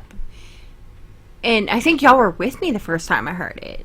Yeah, we heard the weird, it was a knocking and then it was the rushing sound. Yeah, and so I was like, huh. I really think the rushing sound was wind blowing over one of the holes in the roof. Yeah. No, it sounded like water, though. Because I don't think it was that bird. Because, but it was doing it on command, though. But that wasn't a bird noise. That was a inorganic, human-made. But why would it only do it like you tap and then it'll do Well, it? but it and didn't then sometimes. Sometimes I tap, it wouldn't happen, and then sometimes I wouldn't tap at all. And we were hearing it in the middle part way louder than we were hearing it in that corner. I'm still convinced there was a pipe somewhere in the wall. Yeah, it's like, like what we were saying, like somebody's upstairs flushing the toilet and you hear water rushing. There was no piping in that place, though. It had to be But something else. could it have been under the house? No, there wasn't any piping under there either. Like you say, it would have to be the wind if it was an inorganic thing. It could very well have been the bird. Just to me, it didn't. It just didn't sound That was the right. weirdest sound I've ever heard in my life. And I've been around a lot. I was up there with my head in the hole. Yeah. Listening to it, and it was definitely up in that attic area. Oh, what, the bird? The sound. Because, I mean, when I crawled up there to kind of look at it, well, first what happened is I shined my flashlight in the one room where me and you were with the mattress. I shined up there and I saw... Oh, and it like looked down at you? Like, I saw a face, and to me it looked almost like a possum face because it was pointy, and I don't think I even thought bird, but it had the eye shine, and it ran away. So I was like, well, shit, we scared off whatever it was. Man, that thing was heavy because we were sitting in that room and we heard like bumping around and then the hissing or the water rushing or whatever. But then you could like see the ceiling like move. It sounded like a panther or a puma or... I thought it was just a giant raccoon with rabies. I thought there might be a hobo hiding up there. Yeah, Like, that I would was have freaking been. out. And see, like after we figured out what was making that sound, because like all I heard was, because here's the thing, like okay, Yeah, we were getting ready to go. Bobby Wayne Wood's the one with Sarah Patterson. He's the only one that's coming out for deaths in that area. Sorry, go ahead. Anyway, whenever y'all were getting ready to go, and I was sitting by the monitors, that's whenever I first started hearing. I was like, "There's something up there," and and everybody got quiet. And I'm really so glad everybody else heard it too, because I was like, "Crap, I'm gonna be a bad person. I'm gonna be a bad person who's like, wait, I'll hurry." Well, hell, we didn't even get through the walk around and the interview process before that thing started knocking around too either. Cause, No, It was before we even set up the first time we heard. Yeah, it because knocking. you were talking and I was like, "Hey, shut up!" Yeah. Yeah. No, because I mean, 'Cause I But didn't see, hear it at you heard first. like a thump on the floor. that though. was later though. Yeah. That was later. I'm talking about like whenever I was finally validated, before we found out there was a bird up in the attic. Bird is too small of a word for what was up there. Okay, giant ass bird. Big ass bird. Big bird. A BAB. B-A-B. It was a bab. Mm-hmm. Dude, that thing was scary. Like, I think we scared the crap out of it, though. I felt bad for it. I was Yeah. waiting for it to bum rush me because I could see it while you were like tapping the ceiling with your machete, and like it looked at me like, "You fucker, I'm going to eat your face." Oh, look, we got a new person from Brazil. Roberto? Roberto, right? Yeah. Hi. Hi. A foreigner. Just kidding. Who keeps saying Trump is president? My brother. Oh, no, Courtney did it. Oh, Courtney did it this time. Courtney, you knocked that off. Oh, it's scary story time. Allie is Trump. Just assumed winner. No, I have a plan for when Trump becomes president. I'm going to take all the scopolamine badges I have. We're going to stick it under his toupee, since it's a mind control drug, and then I'm president. We're all going to have a very nice next 4 years. That's an interesting plan. But anyway, back to the So there's a new Conjuring movie coming out Oh yeah. with Another one? Conjuring Yeah. 2. It's another Warren story. Y'all like all the based on true events movies that come out? No, we just like horror Based movies. very Loosely on on true true events. Loosely on true events, interpreted by somebody that was probably lying about what happened in the first place anyway.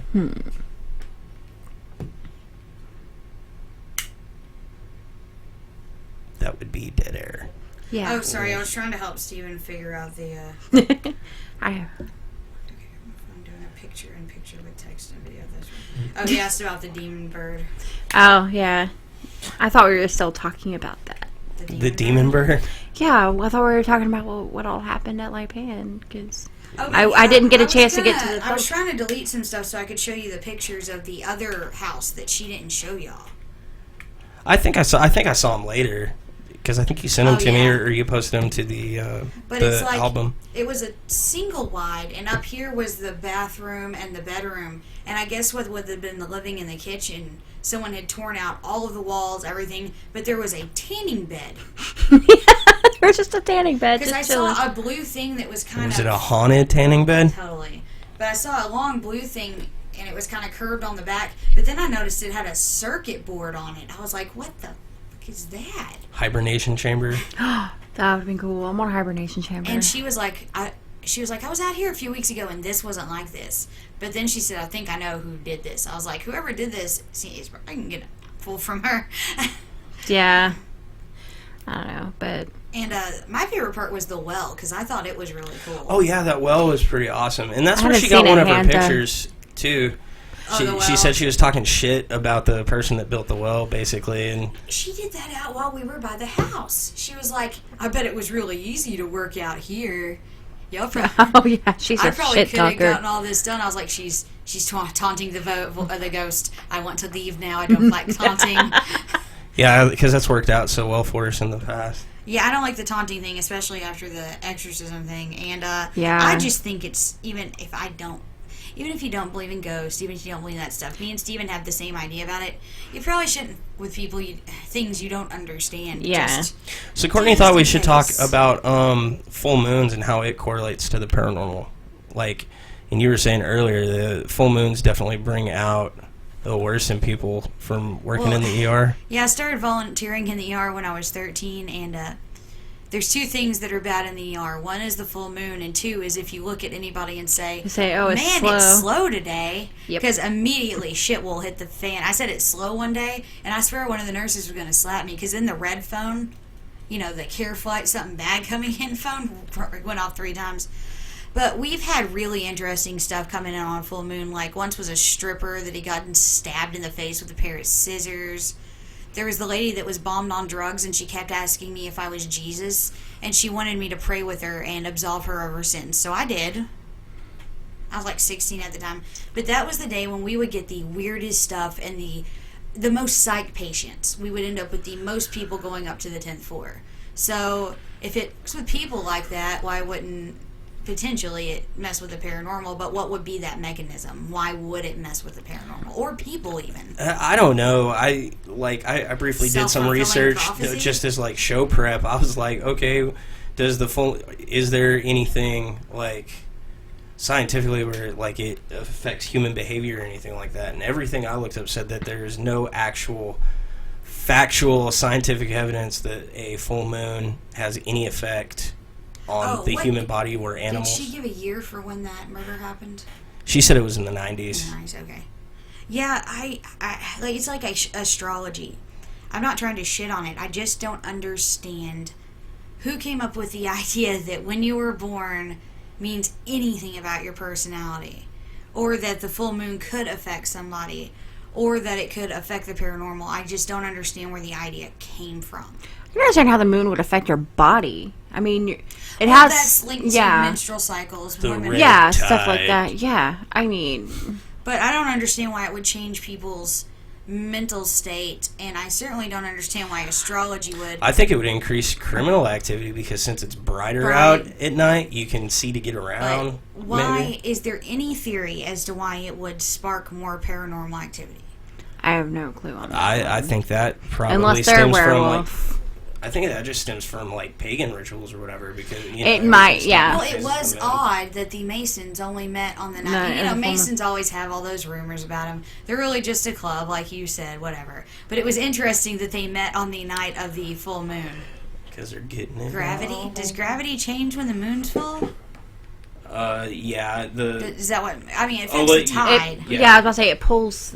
Yeah, It's enough to pull our I oceans. think it's when the moon is closest to the Earth or whatever, so there's a little more gravity. Well, I guess in that extent. I don't know. We should probably look that one up before we say that. Okay, well, 'cause I'll look it up right now, but my only Yeah. thought would be then maybe it could affect your brain chemistry.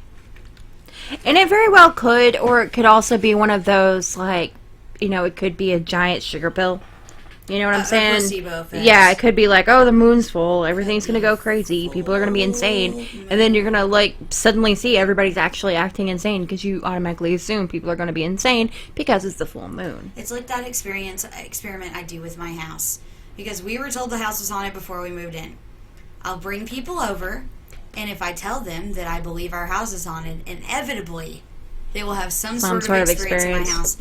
But if I don't say anything about it being haunted, no one ever says anything. It's just interesting. I would like to record that experiment sometime, actually. I really would too. We like a control group, a test group. But we need to reach out to people we don't know, and that's hard because we don't like people. Well, maybe if we paid them like $10 a head and got like 20 of them. What? No. Hey, I want to pay you $10 just to come hang out at my house. And do what? Well, I need friends. Like, because you have to lie to them. I know, but people aren't going to want to... You could just say it was for a scientific study.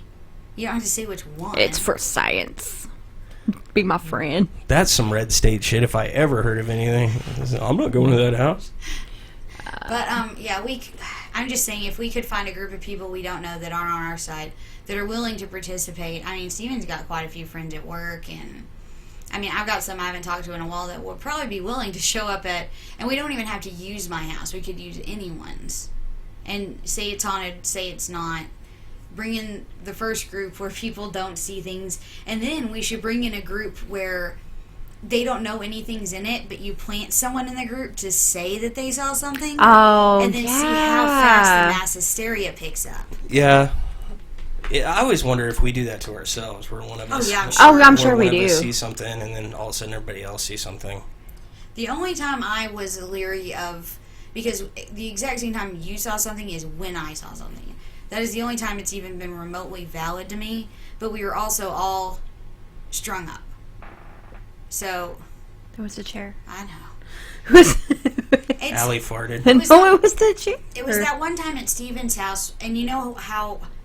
So in my house, there's the front hallway, the front door you come in, and then there's a hallway here that goes that stems off of it, so it's like a T. And down that hallway is a bathroom. It's Caitlin's bedroom now and Andrew's bedroom. But back in the day, that was Jonathan's bedroom, Steven's little brother. And one day, I went to go walk down the front hall, and I turned to my left, and I saw Steven, and I said, "Hey, Steven." And at about that time, Jonathan said, "Hey, Steven, I thought you were still at work." And then it was just gone. And I was like, that seems weird, because it happened to both of us. Yeah. But once again, could have been anything, blah, blah, blah. And for all I know, I'm sure Tracy's house has infrasound and bad wiring. And yeah, I'd really like to go back through and do some of that, but your house is always like such a high traffic area. If we could ever get any, like the next time I get a babysitter, we ought to do that, and we can like put the dog specifically in the laundry room, and maybe Aaron and Kristen might participate, but we could send Aaron out or Aaron and Steven out for some food or something. Then we can do it, but I especially want to test the infrasound. Because all the pipes that are running under your house. Yeah. And the natural gas derrick, like I said, because we get paid. Well, Tracy gets a check every month for that natural gas derrick. Oh, so that's active? It has been in the past. I'm not sure if it's active now because the amount dropped. Right. And they're pulling a lot out of Cleburne because of the earthquakes. Well, they banned fracking there for a little while because of the earthquakes. And you remember when it got really big, they started building all those hotels in town because all the oil field and the natural gas people were moving. Well, now that's all starting to dry up. So people are voting for the big new thing there. More population in Cleburne. Makes me angry. I'm trying to find an article on the full moon. That's the werewolves, the word lunacy. And Kristen says she's never seen anything in the house, and y'all had said something before they moved in. And I heard it was haunted before that, and really the time with Jonathan is the only time I've ever had. I am perfectly comfortable walking through my house in the middle of the night with no lights on, except I'm worried I'm going to trip over stuff. I've never thought that anything was in that house, but everyone else the boys, Tracy, they all are just probably not Steven, but the rest of them are convinced it's haunted. The only thing I found there was a mariachi band. That was it. Oh, yeah, when we did the investigation there. And even Megan, she was over last night, and she was like, yeah, I definitely saw that little girl upstairs in the bathroom.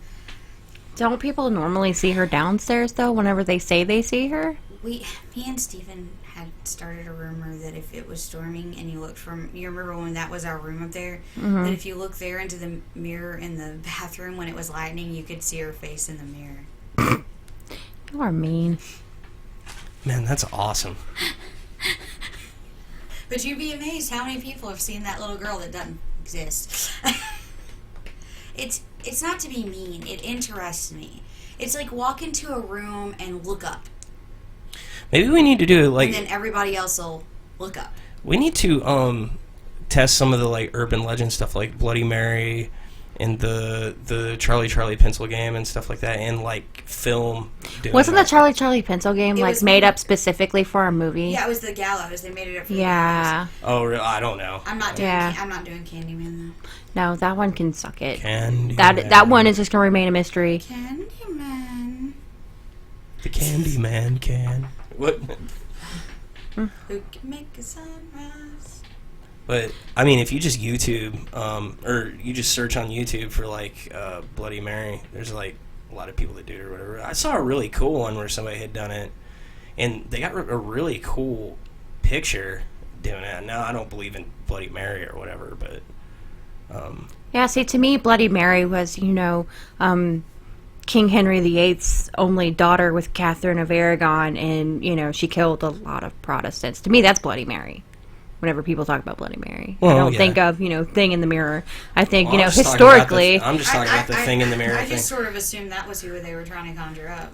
Yeah, maybe. I don't know how the. Be better if they summoned me up a Bloody Mary. But I did see a really cool scientific study about it, though. They were saying that people aren't lying; they are actually seeing something in the mirror when they do that. But it has to do with that effect where when you focus on something for a long time, your brain will distort the image, and so you'll see what you. If you're sitting there in low light, looking at a reflection of yourself, your brain's going to distort the image. Well, it's like if you were laying in bed and looked at drywall really hard in the middle of the night, eventually you'll start to pull faces, and human brains love recognition, and that's why EVPs are shady to me.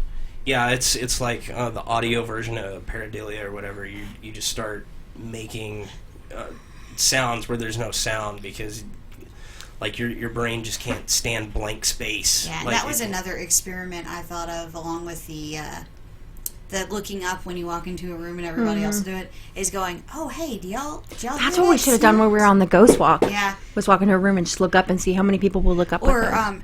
Do you hear that sound? That sound's really starting to bother me, and see how many people are like, oh, yeah, I totally hear it, just because they don't want to look like the goofball that does them. I mean, there's a really cool experiment you can do. Like, you know how we're bitching about the videos where I do the EVP or whatever, and I let it run a couple of times, and then I show what I think it says or whatever. But if you just take blank audio and you flash a word up there, everybody will hear the word every time. Or you can put, like, a song playing, and you can show the lyrics on the screen, and if you change up, like, some of the words in the lyrics, they will hear what they're reading. And when you were putting the EVPs behind, that was fine. It was at one point you had ran the EVP at the exact same time you had put what it said. Yeah. And I know I'm prone to that sort of thing. So I was like, maybe you should put it a little bit past that because... Yeah. But I just have a hard time hearing them. Yeah, I try to put the visual after now. Mm-hmm. I think it works great now. Oh. Any good conspiracy theories lately? I'm still trying to find the moon thing. I saw 2 good conspiracies today on the interwebs. Oh, actually, the full moon is also linked with rise in suicides and epileptic seizures. Oh, hey. That's fun. Well, one of those we can test. Right now. Sorry. I haven't told I'll try to be... I haven't actually put that on Facebook yet, just FYI. Okay, I'm sorry. It's cool. I tell anyone listening here, give it a shit. Come on, flashlights at you so hard. I don't. Apparently, I'm epileptic now. So we need to get a video game. One of the ones that's like with the super flashing lights. Oh, like the test it Pokemon out. game pre-98 when they started doing the warnings? I just got the new Doom. We could go play that. I don't know if damn. So the conspiracy I looked up to talk about today was about the Grand Grimoire. What is that? That is the satanic magic Bible that can summon Satan, and apparently the only legitimate copy is being held by the Vatican in their secret archives. This is true. The Grand Grimoire exists. It is a book also called The Red Dragon and the Gospel of Satan. The book is real because the Roman Catholic Church officially claims ownership of it, but has never let the public glimpse it. It is fact that it was discovered in Jerusalem in 1750 in the tomb of Solomon, written in either biblical Hebrew or Aramaic. The manuscript has not been dated to an earlier time than this, or else the church has not said, but the book itself is inscribed with the date of 1522 AD. Theorists are claiming that it was copied in that year from a manuscript written in the 1200s AD or earlier. The theory, the big conspiracy is that, let me look up which pope it was. Oh, real quick. The moon, they thought originally was thought to be tied to lapse of sanity and stuff like that, is because back in the day, your sleep pattern was pretty much solely dictated by light. And on a full moon, people slept less. So they were more prone to not being able to pay attention to things. It would cause more injuries. It would cause, grumpy behavior from. Oh, yeah. And they think it's guesses on why it's whatever. Sorry, I'm your grandma thing, but No, I was just listening. I just thought it was interesting that it's linked. No, back I mean, to- it makes sense. I mean, It's linked.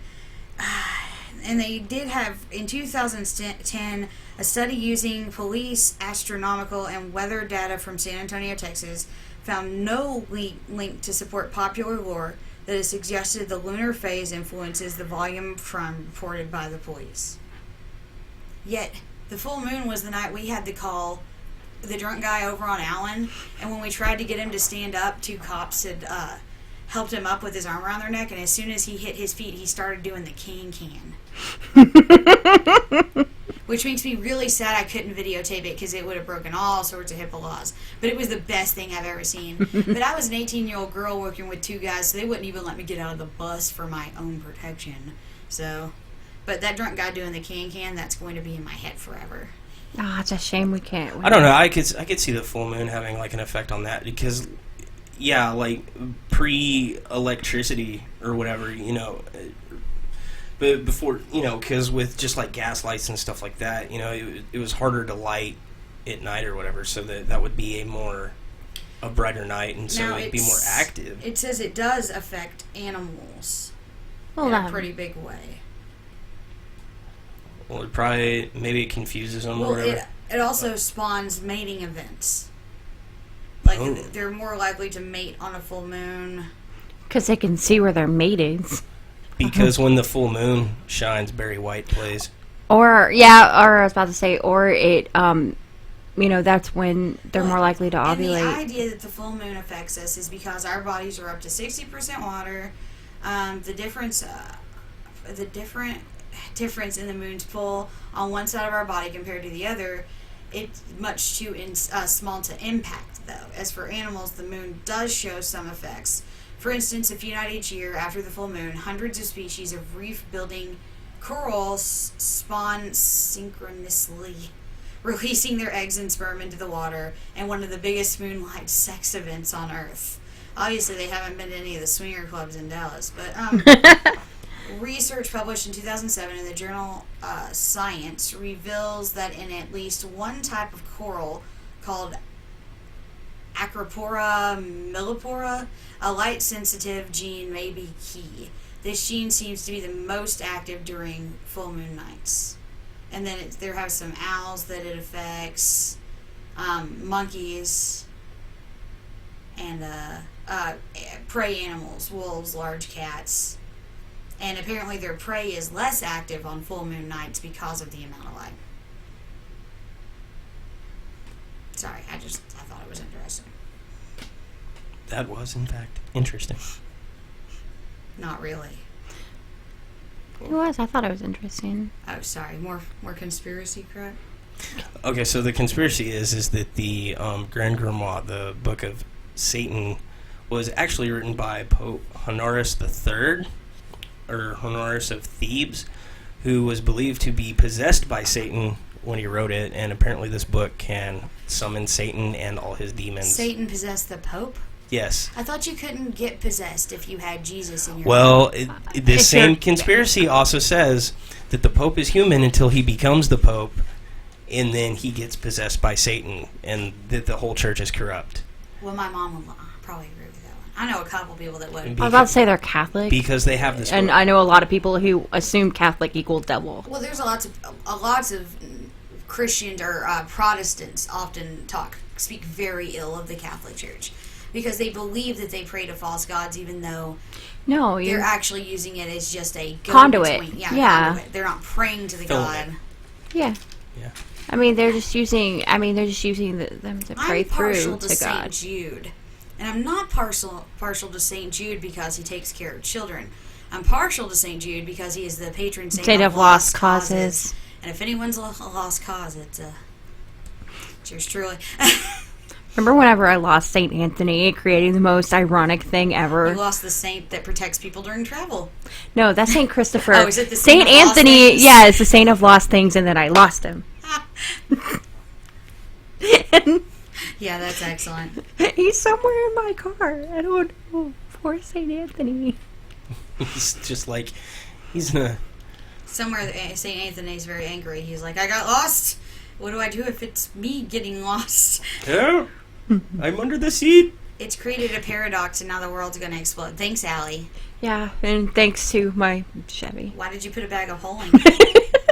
Why did you put a bag of holding inside another bag of holding? Because then they throw up. You don't do that. That's what happens. If you put a bag of holding in a bag of holding, it... Good work, Allie. What did you... Oh, losing St. Anthony. Oh, yeah. Or outing you. One of those two. Either way, good work for me. Outing me. Outing you with your recent diagnosis. Oh, I don't care. But anyway, so he was possessed by the devil. Oh, when yeah. he wrote the Grand Grimoire. Yeah. So are other popes writing secret satanic Bibles and we're just missing them? I don't know. The big deal is that they have the book, like they actually have a book or whatever, but they don't release anything about it to the public or whatever. So the big conspiracy is if this book, because they're like, oh, it's just a book, it can't really summon Satan, then why keep it secret? So. With one exception, in the last lunar quarter, anxiety disappears. Oh, no, but apparently in the last lunar quarter, you're less likely to have anxiety issues. Oh, okay. So. Yeah, I saw something that was like, does the full moon, like when you type in Google, thank you Google, but you type in Google in full moon, and it finishes it, it was like, does the full moon cause anxiety? Or... Like, there was a lot of cool stuff in there. Apparently it decreases it. So how do we get a hold of this grimoire book? Because I gotta know, man. And I don't know. I think we need St. Jude because the story is a lost cause. I want to summon Satan. Okay. We had a friend, not y'all, but I had a friend that was into magic, and he was doing a ritual one time, like the scrying mirror, the whole thing set up, and his cat jumped on his table, knocked down the scrying mirror, and for years he was convinced the cat was possessed because it knocked down his scrying. He legit thought the cat was the devil. No, I love crazy What did he people. do to the cat? I don't know. Did we ever see the cat again? Yeah, Oh, he probably okay. kept it till he died. It's the same girl that I was looking at on Facebook, and I clicked on the girl to figure out who it was, and it was actually our old male friend from high school. Right. So she's a girl now, which is fine. It startled me.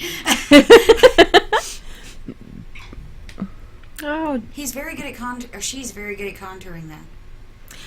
You should get some tips from her. What does that mean? Is it paranormal contouring? Yes. I wonder what ghosts... Contouring with ghosts. Like, okay, so you're a ghost, you hang out at a cemetery, and probably over time people have come and done this ghost hunting thing. I wonder if they're ever amazed at the technology we drag out there. Like, if there's some ghost I think they're mostly amazed at our stupidity. They're like, these people are They're back again. Don't you have anything better to do with your time? My logic is more that, why the fuck would a ghost sit around in a cemetery? And that's the one I don't get either. But we keep capturing stuff at cemeteries, and it pisses me. It makes me more angry than anything. Well, I think I like y'all. Which one of y'all came up with the theory that the amount of grief that happens there attracts stuff like that? And but it's not like the cemetery has a visitor. I think I'm the one that threw that out there. That like, okay, people go there and they're grieving and energy. It's not only that though. Pretty much every cemetery we've looked at least locally, before it was a cemetery, was a town that burned down, or there was they wouldn't rebuild, or there was some bloody battle with the Native Americans, or something else, or it was a town where the Methodists burned down the Baptists burnt down the Methodist church because the Methodists were dancing, and Texas is footloose land. My theory is that the graveyard is one of the oldest places in every town, because it's like it's going to be one of the first in everything we've looked up. You're always going to need a cemetery. It's always like one of the first things that's built. It's whenever the last one we did, when I was looking up the history, it's like, and their first need was a cemetery because half the people that were trying to settle the area, they died on the way. Well, and the one at Antioch, on the actual where the cemetery was, the school burned down. Now, I didn't say there was any fatalities at the school, but the school was where the cemetery is now, and it had burned down. Yeah, smack dab in the middle. If that had fatalities, that would lend a lot more credence to, hey, I'm just going to hang out by my coffin, la la la. And then, like, Kyle is the geographical location of a pretty brutal fight. And then, Great House had a town there. Yeah, that burned down.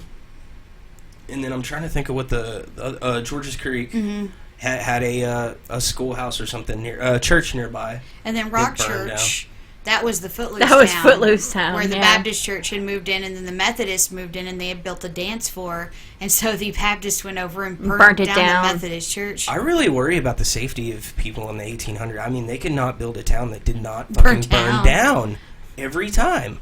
They need or fire Jesus, safety. If someone decided they wanted to, boogie, they got shot.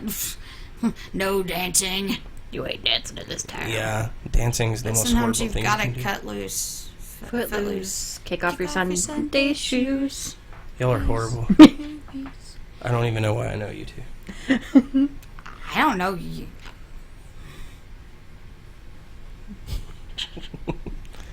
So, Granbury is pretty haunted, supposedly. They have a really cool... Was that the other... Did you not have another conspiracy? Just that Paul McCartney isn't dead yet. Or no, that I was like, that's not a conspiracy. No, that Paul McCartney has been dead since 1969. This is a real conspiracy. Paul McCartney died in 1969 and was replaced by... That's not the first time I've heard something like what that. What was that movie, The Manchurian Candidate? Manchurian, yeah. But there's also a theory just like that where Avril Lavigne actually died right after her first song came out, and they replaced her with an actress. Nickelback? They replaced her with Nickelback. They have the same thing with Miley Cyrus. I was on one of those web things, and they were showing the differences in facial structure. And they're like, this isn't Miley Cyrus. I'm like, who fucking cares? She's shitty anyway. So they replaced her with a slightly more shitty version. No one could tell. Yeah. They replaced Miley Cyrus with Hannah Montana. Hannah Montana is They could replace her with recorded audio of orcas under the ocean communicating. No, they can't because orcas have stopped making noises because of the... Yeah, we're screwing them up. Yeah, we're fucking up the whales. Way to go, humanity. We're making so much noise that the whales are unable to communicate with each other. Stephen can talk now. The other one I found out this week is that fireflies are actually dying out because of encroachment upon their territory and the light pollution to mate, fireflies do the light up thing in different patterns, and there's so much light pollution they can't find anybody. Oh. So they're just dying. And we found 3 in our backyard that instead of, you know how they blink, they were just like caught in the on position, and I've never seen that before. Oh man, that's like Way to go, people. you're supposed to call a doctor if it doesn't go More away than in 4 hours. If your light doesn't go off in 4 hours, You should call a doctor. You Call a spelled doc. Steven wrong. God. If I was a ghost in the cemetery would be so boring. Well, the ghost could do what we always wanted to do at Antioch: hide behind a cemetery stone, and then wait for someone to drive by and then just run at them. yeah. Except the getting shot thing. Or the running thing. You shush. Sorry. Yeah, I did. God, if I was a ghost, I don't think I'd want to haunt a cemetery. That'd be the worst. Maybe if it was a high traffic area and you did have the chance to taunt a bunch of people, maybe then. It just seems like it would get annoying after a while. I want to haunt the girls' shower at some sort of Me sporting too. venue. I think probably for different reasons. I already figured out his. What's yours? Don't worry about it. Might be the same reason.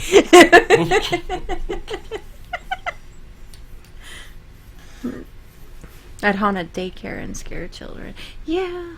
Yeah, my kids are really easy to scare. Remember when we did the little Steven? Oh my god, we had him get that Oh, poor when we were kid. over there the other night, the children of the damn kid was there or whatever, and Nugget.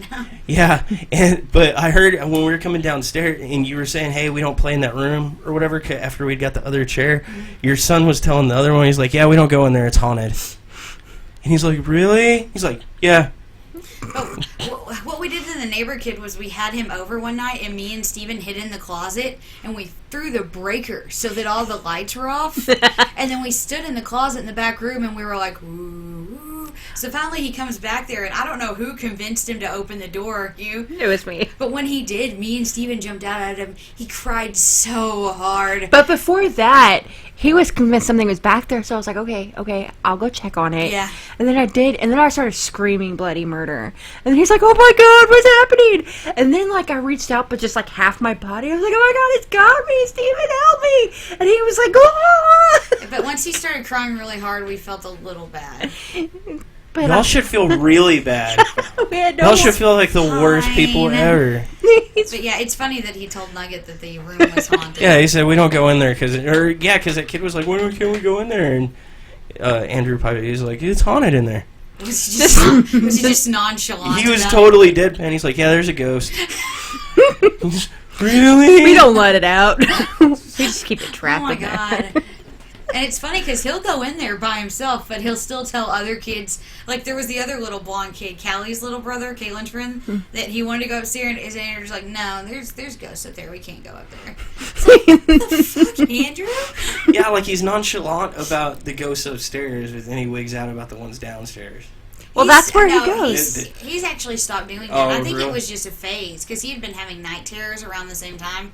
Now he'll just go to the bathroom by himself, and I'm like, oh, do you need me to walk you? He's like, no, I'm 5. I can do this in private. Wow. Wow. You got some stank Come on it. a long way in 4 weeks. I They think grew up he, so fast. I think he just goes through phases. Like when y'all were over earlier, he wasn't wearing a shirt, so he kept trying to. Yeah, he was cover covering himself. up. I'm not wearing a shirt. I'm like, what? I was like, when was this? It Where's was this? yesterday before we went to the lake. Yeah, he was It's like, like, oh, modest. he covered himself. You can't see my. I'm like, you're not gonna swim with a shirt on, you little weirdo. He might have. Those so children. Who's still alive? Who? Paul McCartney. Paul McCartney. Paul McCartney Okay, so has been dead since 1969. we all know John Lennon, Paul McCartney, and George Harrison are dead. No, Paul McCartney's still alive and Ringo's still alive. No, Apparently he's dead. Ringo's still alive, but like I said, now John Lennon, Has been dead since George 69. Harrison. George Harrison didn't die that long ago. I mean, I know that you're talking about Lennon. All right, but George Harrison died not a while ago because I really liked him. I had a bunch of his albums. Lennon died, what was it, in 80? It was 80. Or it was sometime. 79 or something and like that. now obviously Paul McCartney's dead, so they should probably. Apparently, he was the Ringo first one to die. Oh yeah, he was the first one to die. Yeah, so the evidence is that if you look at the... Well, maybe Ringo Starr is dead too, and they did the same thing. Oh no, nobody's killing Ringo. No, they apparently have to they care. replaced Paul McCartney with this other guy that looks and sounds just like him. And then if you look at the cover of Ringo is a zombie. Abbey Road. No, the other guy's a zombie. The front man for what's that band? Oh my god, the guy that looks so ragged out. Mick Jagger. No, is it Keith, well, no, he's in the Rolling. It's Keith Keith Richards. It's Keith Richards. What was it? My favorite every time, every time a musician dies, Keith Richards feels the quickening. The quickening, yes. There can only be one. And I just. My computer's totally froze up, so I can't look up the Paul McCartney thing. There can only be one. There can be one. Well, I can look it up real quick. What should I just look up? Paul McCartney actually dead? Yeah. And I'm pretty sure Avril Lavigne and Miley Cyrus and all of them will pop up. But, it's not the first time I've heard something like that. Well, they were saying if you look at the front of Abbey Road... Ghost dead people versus echoes of parallel dimensions. If they disappeared, which would you prefer? As long as you say Klaatu Verata Nikto, you're fine. Necktie. Nickel. What? Klaatu Verata Nickel. I don't know what you're talking about. Necktie. It's not, Army of Darkness. Yes. Because Bruce Campbell can't be bothered to learn 3 fucking words. But his question was, are ghosts dead people versus echoes of parallel dimensions? Which would you prefer? If they existed, which would you prefer to be the real thing? Well, what are ghosts? Because this one gets to me. Because to me, when someone says ghost, I think a dead person soul wandering around. But I don't believe in that. So to me, it would have to be something that is... right now, we consider it paranormal. It's some sort of... We got a Costa Rica. We got a Costa Rican. Sweet. Awesome. Hi, Alexander. Can you not read? No, it's I so can't far read. Away. Well, that and it just says Alexander. Okay.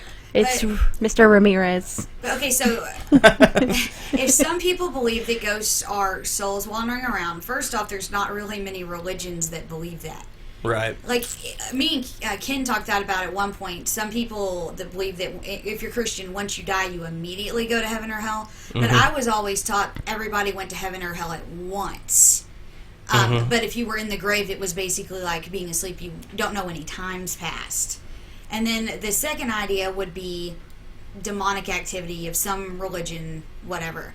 And the most plausible one to me is something that's real. I'm not saying it's people, some sort of energy. I can't really describe what I think it would be. But it's something that is measurable, it is definable, it is viewable, and it would be natural. It's only paranormal right now because we can't scientifically measure it, but someday we will be able to, and it will no longer be paranormal. Right. Well, then what do we do? Accept it. Oh, yeah. Then we just go try and find them. Yeah. Because the idea of Or harness the powers and new type of renewable energy. Yeah. It's just the idea of dead people and their souls wandering around. Because I remember that verse in the Bible where the guy has summoned his, I think it's his father, and his father's ghost come back, and he's like, "You're not supposed to do that crap. Whap! Stop summoning me." Yeah. There are ghosts in the Bible, but it's typically when they show up, it's a bad thing. Or like the hand on the wall, y'all have been weighed and measured and found wanting. Yeah.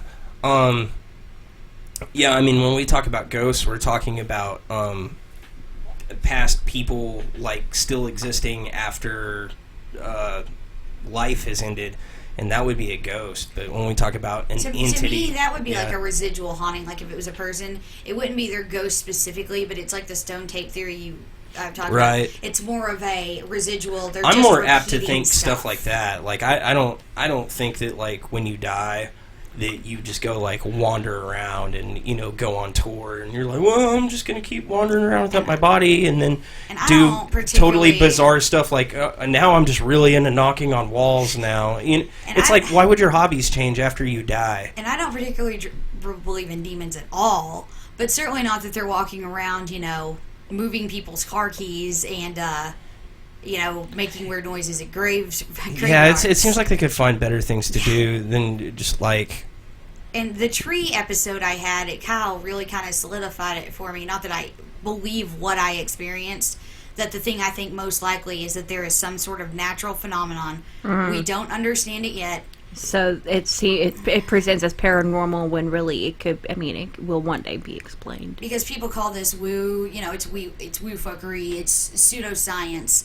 But most science started out as pseudoscience and woo. Mm-hmm. Well, I mean, electricity started out as pseudoscience. They're like, that's never gonna happen. You're never going to be able to harness the power. And I really sincerely doubt they'll figure it out in our lifetime, or that we'll figure it out. But it'll probably be people like us, groups like us, that will end up spawning the tests that they're able to do. The problem with it is it's not anything that's useful. Mm-hmm. Like, things get figured out because they're useful. People figure out that germs exist because they need to make medications to fix something. The only reason anybody reputable is going to get into this field is probably to try to find some way to prevent death or something like that.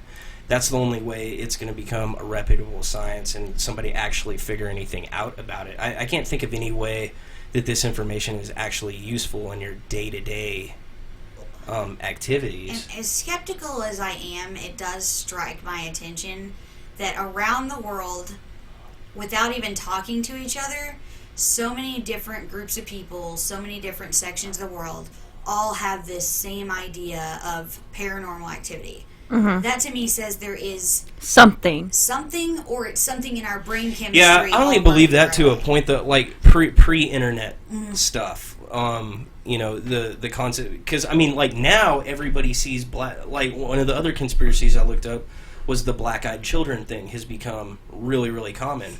But that's in. Oh, you posted the thing about the picture of the black-eyed child. Yeah, and that's only in the post-internet world. I mean, there's nothing before. Yeah, everybody has the same ideas about stuff because you can just look it up on the internet. And we're basically a hive-minded species at this point now. Yeah. So you can't say, well, how does somebody on the other side of the earth think the same? Because we got the internet. Well, but do you believe in genetic memory, too? Because, they had that case of they trained earthworms to, like, run mazes. Yeah. They fed the earthworms to the other earthworms and they could run it. I think there's a lot of proof of genetic memory. The other one was mice, wasn't it? And they took the mice and they had them run a maze repeatedly. Then they bred them together. And the baby mice... it took the adult mice maybe a couple weeks to learn the maze. The baby mice would learn it in a matter of hours. Right. Even without the parents teaching it to them. them. Yeah, and then that's the thing is that, since they're younger, their minds are more easily molded. They learn faster because their brain's fresher. Like, if you're a baby, it's easier to learn multiple languages. I don't understand his question. Than it is. How would a residual energy be transferred to something? Is it only a post-mortem thing, or could you do it at any time?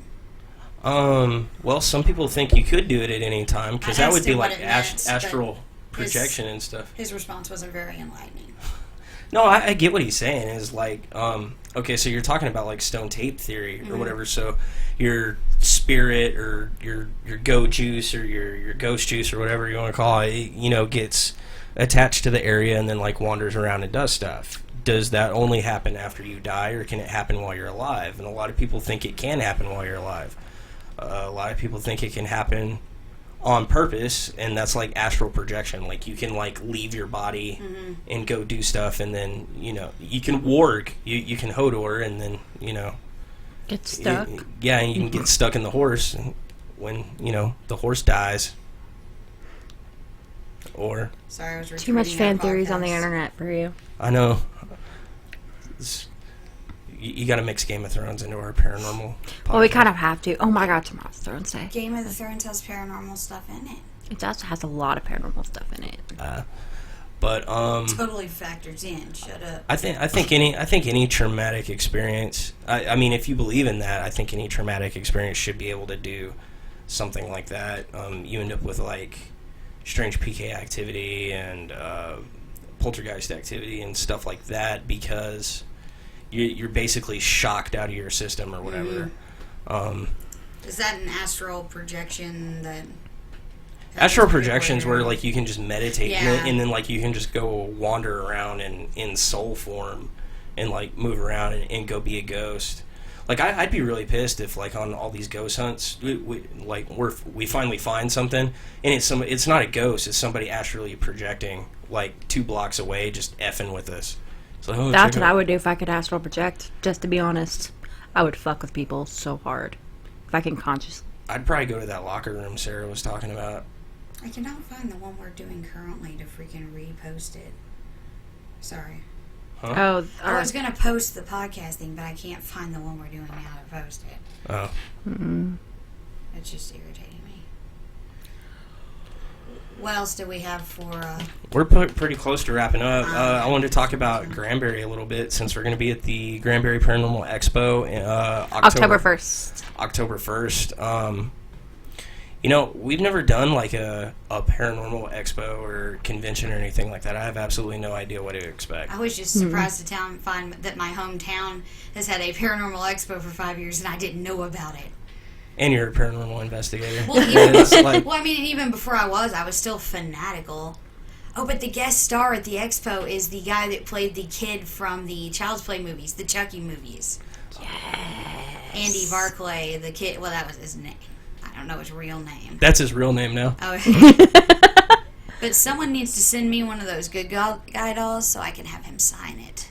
Yeah. Y'all get on that. Oh my gosh, I remember having a doll like that growing up. It was like from Fisher Price. It wasn't my buddy, because my buddy was the doll from that movie. But or like the My Pal dolls. We had a bunch of different kinds. yeah, and it was like that stupid freckly redhead. And ever since that movie, like, I remember my sister put it on, and then ever since then, like, I would throw him out of my room. It's like my grandma with that freaking clown marionette doll. Dolls. What is it about dolls? Why are dolls so creepy? Well, at this point, the problem wasn't that it was a doll. It was a clown. It wasn't just any doll. It And was the worst doll. Well, that's a double negative. It's a clown and it's a doll. And it was a few years after I'd seen it, and she brought home this clown marionette doll from Mexico, and I stayed at her house life a lot, and she hung it from a coat rack near the foot of my bed. That's racist against dolls. And when we slept with the windows open, the breeze would make it move. And I really love my grandma, so I refused to say that I didn't like it. But as soon as she left the room, I'd take it down and I'd put a blanket over it. Like, So, before I got divorced, the room here at the end of the hall where Mike sleeps, she did antiquing a lot, and that was her antiquing room. Mm-hmm. And we always had to keep that door closed because where I sleep, you can see down the hall all the way down there. And at the very end there, she had antique porcelain dolls. And they would just stare at me, and I swear to God, they moved at night. Like, I would wake up, and they'd be in different positions and shit. And there was more than once, like, I would wake up, and that door would be open. And nobody... That might have just been your wife fucking with you. We never went in there. Bethany, yeah. It very easily could have been Bethany. Steven's biggest threat for me is that he was going to get one of the clown dolls, like, from Poltergeist, and he was going to put it in bed and, like, cover it up like it was him when he went to work one morning. And I was like, I will divorce you. I don't even care. You will be out of my house. So why are dolls so creepy? Because they're soulless and they stare at you. Because they're tiny replicas of humans and... You think it's like that? You think it's an Uncanny Valley thing, where like that's it? What he well, said, that's what. just Yeah. like Uncanny Valley, the opposite of Uncanny Valley. Oh, Teddy Ruxpin. But I don't know what Uncanny Valley is. You know what my horrible father did to me when I was a child? I had a Teddy Ruxpin for about a week. Like, I really wanted a Teddy Ruxpin, and my dad thought it would be real funny to just record messages. I'm going to kill you. Yeah, one of his favorite episodes of the Twilight Zone. All our dads were jerks, is what we're doing. Yeah. Oh God, I've got so many stories about him. But his favorite Twilight episode was the Talking Tina episode, and it's like, I'm talking Tina, and I'm gonna kill you. So he recorded all that crap, and then put it in my Teddy Ruxpin, and waited till I went to sleep, and then he went in there and hit play, and so Teddy Ruxpin just came on in the middle of the night and told me it was. Do that to my kids. It's horrible. I slept with the light on until I was like 14. I don't understand this Uncanny Valley thing that Aaron mentioned. Okay, the Uncanny Valley, it's has to do with like computer graphics and robotics. But like if you make a robot and it's like humanoid, but it still looks like a robot, you're gonna be fine with it. and then the more and more and more human-like it gets, the more uncomfortable it gets. Like, if you made a robot that looked indistinguishable, like almost indistinguishable from humans, but just there's something quite off about it, it's going to unnerve you to a certain point. It's the same thing with like animation and video games and stuff. Like, it unnerves you a little bit, and then it mentions it right here, Uncanny Valley. Yeah, and then once it crosses that threshold where you can't distinguish it from human, it won't bother you anymore because you can't distinguish it anymore, and then it just drops off. Yeah, but that's basically what it's saying about the doll thing, is that you start as a kid, you have this little thing that looks like you, and it also goes on to mention mannequins, automata, waxworks. Autoerotica? It's spelled AUTOMATA. And lifelike figures, as well as persons, experiences, and situations. It just, for some reason, it just sets off our sense of being uncanny or wrong.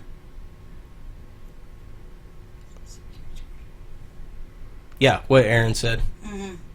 It represents a human, but it's not quite right. So it when I was little, there's sets off alarms in your brain. Movie, I can't remember the name of it, and it's this couple, and they've got their little girl in the car, and they're going somewhere, and it starts raining, so they have to stop. Dolls. And she has the teddy bear. Yeah. And she throws it into the woods, and at the end... And it's like, Rawr! That's Dolls. I love that freaking movie. I love that movie. We're watching that movie. I haven't seen it in forever. It's been a long... Puppet Master was the other one where he had all the dolls. Puppet Master is awesome too, but Dolls is great because the two hookers show up in the middle of the night. I haven't seen it in so long. And all the dolls are nice to the little girl because she likes the dolls, and so they're all like the dad's like abusive and the mom's a bitch, and then the two hookers are hookers, and Are they actual hookers? I think so. It's Kristen's never seen it. Well, if we watch it, Kristen, we'll invite you along. We could watch it at my house at some point. Yeah. Yes, Kristen. Good idea. You should invite Courtney because she's a big old puss. And I like the best part in there is like the one with the hook takes out the hooker's eyeballs or whatever, and then no, it's great. And then he's just walking down the hall and she's like, "Is that you?" And she's like, with those, she's got like the doll eyes and there's blood everywhere, and you're like, ah. Yeah, my dad used to let me watch that shit when I was like 8, 9. Oh yeah, my parents were really into horror movies, and I mostly wasn't allowed to watch stuff like that. But I think I was 4 or 5 when they started letting me watch like Freddy and Chucky. But my nanny, she passed away like probably 6 years ago. But when I went to her house on the weekend, she'd take me to this little rentals place off Meadowbrook. It's not there anymore, but it was called Bergeron's. And she would let me pick out 5 of any movie. She didn't check ratings. She didn't read the back of them. And she'd take me home. She ain't got time for that. And I'd put them in the VCR. And she didn't like horror movies. So she'd go sit in the kitchen and read her paper while I'm watching this shit. So she never knew what I was watching. And I'd go home, like, back over to my dad's house. And I wouldn't be able to sleep in my room. And my dad's like, What happened? Nothing. Nanny certainly didn't let me watch a bunch of movies about dolls eating people's faces or closet monsters.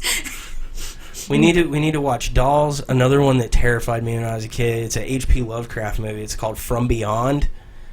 You ever seen Serpent in the Rainbow? Yeah, that's a good movie. Yeah, I love that one. And Prince of Darkness. I freaking love that movie so hard. That is one of my favorite movies. But after I saw that, I couldn't be near a mirror for months. Prince of Darkness is the reason I decided to get a certificate in quantum physics. I was like, yes, I want to be a quantum physicist. It's also the only reason I know about Schrodinger's cat, because I rented that when I was 7 or 8, and the first scene in that movie is they're talking about it. He's going over the Schrodinger paradox. And I latched onto that. You posted that shirt, though, the one that says Schrodinger's cat is alive, but then when you turn the lights off, it's glow in the dark, and it's the skeleton cat. Yeah, and he's like, I'm not alive. I just like that Alice Cooper has the smallest bit part in that movie. Oh, Alice Cooper. He's just the bum wandering around, and he's like, Aaron, that's what I was talking about before, is like, even in drywall or like in wood paneling, if you looked hard enough, you will see a human face. It's pareidolia. Pareidolia, that's the name? Or... Never mind. I don't want to make a pedophilia joke. Because we're so classy. Then we're going to have to do a whole another show about you, since we don't have shit dick to make fun of anymore. Oh, damn. I had a reference to Ben earlier when we were talking about something. I can't remember what it was. Or as Ben would call it, something. I don't know. I don't know. But I didn't ever tell the people that I was going to read what he sent me to the people that have watched that episode. Oh, okay. The crazy... If y'all watched the episode about Ben, the other... the guy that ran the other ghost hunting group that we did the episode on, he decided to send me some very great messages. Oh, Alex says a doll, like a very old doll, might have a little evil inside, and I agree. Dolls are evil. Well, isn't that the whole movie Annabelle? I watched. Yeah, that it was like possessed. Yeah, I don't like the movie version of that story. Mm-mm. It's pretty. Well, I mean, I don't think the actual story of it is very accurate either, because did I imagine that? Is that a Mandela effect thing? Did the Warrens not end up being pretty much defrauded? I thought they had been defrauded. No, I don't think they have. I'll have to look that up, but I don't think they have been defrauded. I know. It came out that the Amityville house was a fake, because the guy came was a out total and said fake. it was a fake. Well, except the kid that lived there, he swears up and down it all happened. But, I found them messages whenever. But I mean, yeah, we were talking about entities and stuff being attached to objects. So, it could be attached to a doll if somebody liked a doll. Let's say how I thought my mom's house was haunted when I was younger. If it was really haunted, if you took the doll out of the house and it started, let's say it brought weird stuff into your house, would that mean the haunting at the old place would disappear, even though it's not specifically attached to the doll? But you said it followed the doll, right? Let's say that it followed the doll and stayed at the house. Like, not that it removed the whole haunting, but almost like a little part of the like the same things haunting both places. Yeah. And that's kind of like, I've heard some stuff kind of to that effect, and that would make me think that, hauntings and stuff aren't specifically like attached to specific ghosts or souls or whatever, and that's why like the same thing can haunt multiple places at the same time, because it's definitely not what we think it is. Oh, but yeah, so Ben was the guy we did the podcast on, and he had been doing things like extorting clients for money. He would say that they had a demon or something, and he was the only one that could get rid of it, but he needed money or encourage donation. But we did that podcast, and he basically says, "Hi, Sarah, interesting podcast." And it goes on, blah, blah, blah. He's talking about how we're jerks for calling him out.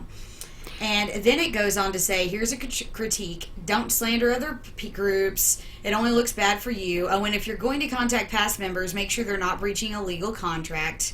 Their website was taken down because they violated my contract, and their web host didn't want any part of the liability. Here's a copy of the terms. Next, I'm going to ask that you take down your podcast, as it promotes slander and libelous facts, which are false and misleading. Your team is involving themselves by promoting their false story of events.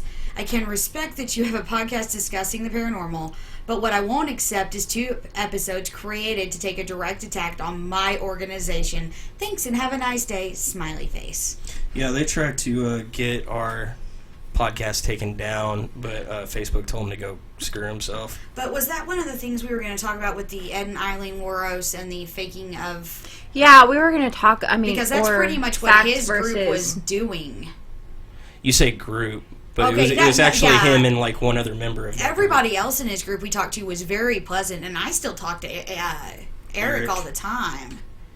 What is the doll for the 1920s? Oh, I know which doll he's talking about. Arnold, Andy... I can't remember what it was. It was like, I think it was like Henry or something like that, but it was a doll that this little boy had that people could hear. Robert the doll. Yeah, like people could hear it like laughing and moving around upstairs, and I think the boy either died or he moved away. Yeah, and he got very angry, and apparently some crazy shit started happening. On him in the place he is now at all times. Yeah, yeah, it's a live camera feed. You can go tune into it anytime you want, actually. That's cool. Yeah, I know what you're talking about. Aaron said something about writers or folklore across many cultures. Writers? I guess, something that attaches to something on YouTube. It would, like a spirit that attaches to a fetter. But so the Ed and Eileen Warros thing is they did investigate Amityville, and they had all this evidence they thought they had, but then it came out as fake. So who's at fault there? I mean...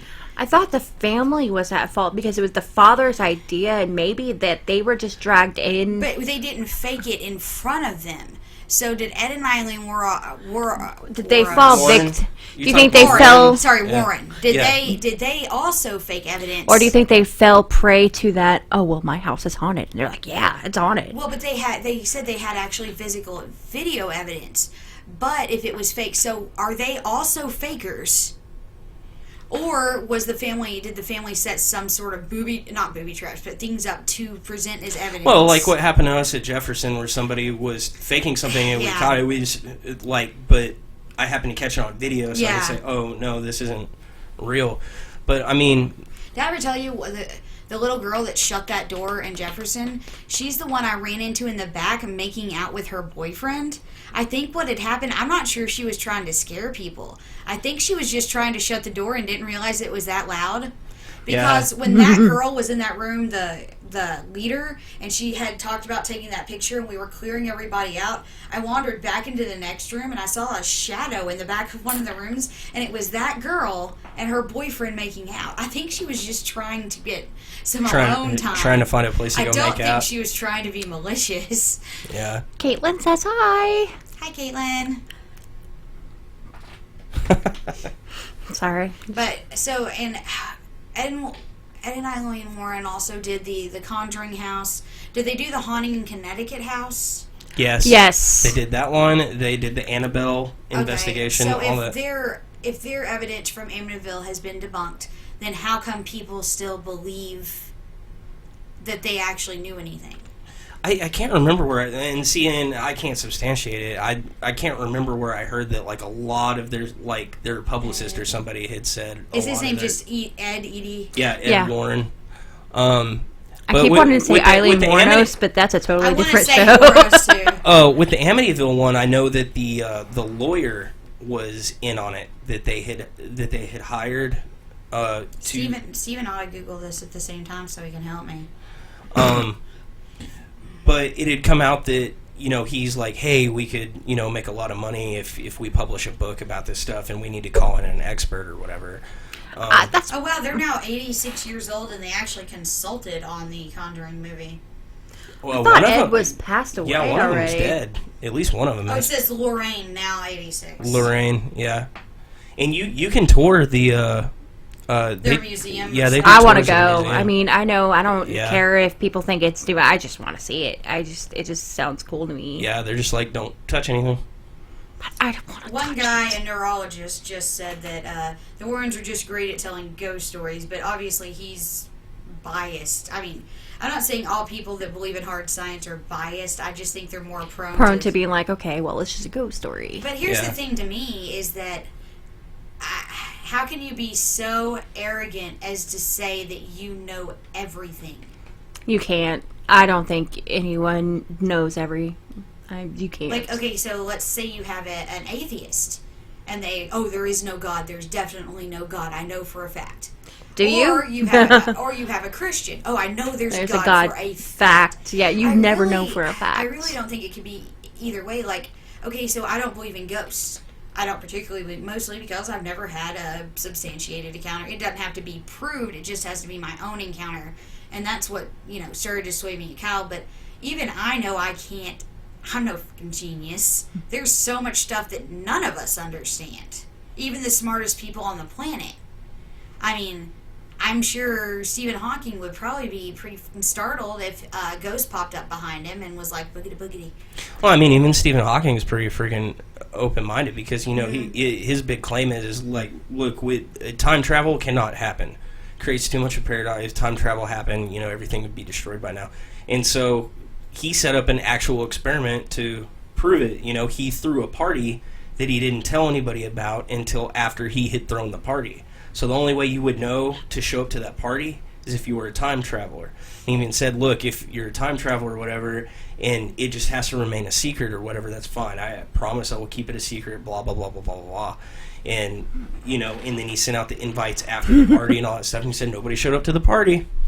Ben, that is how you can be that arrogant. Thank you, Aaron. That's awesome.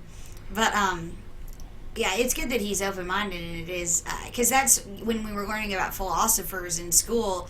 The reason which one? It wasn't Aristotle. It was the one that had to drink Socrates.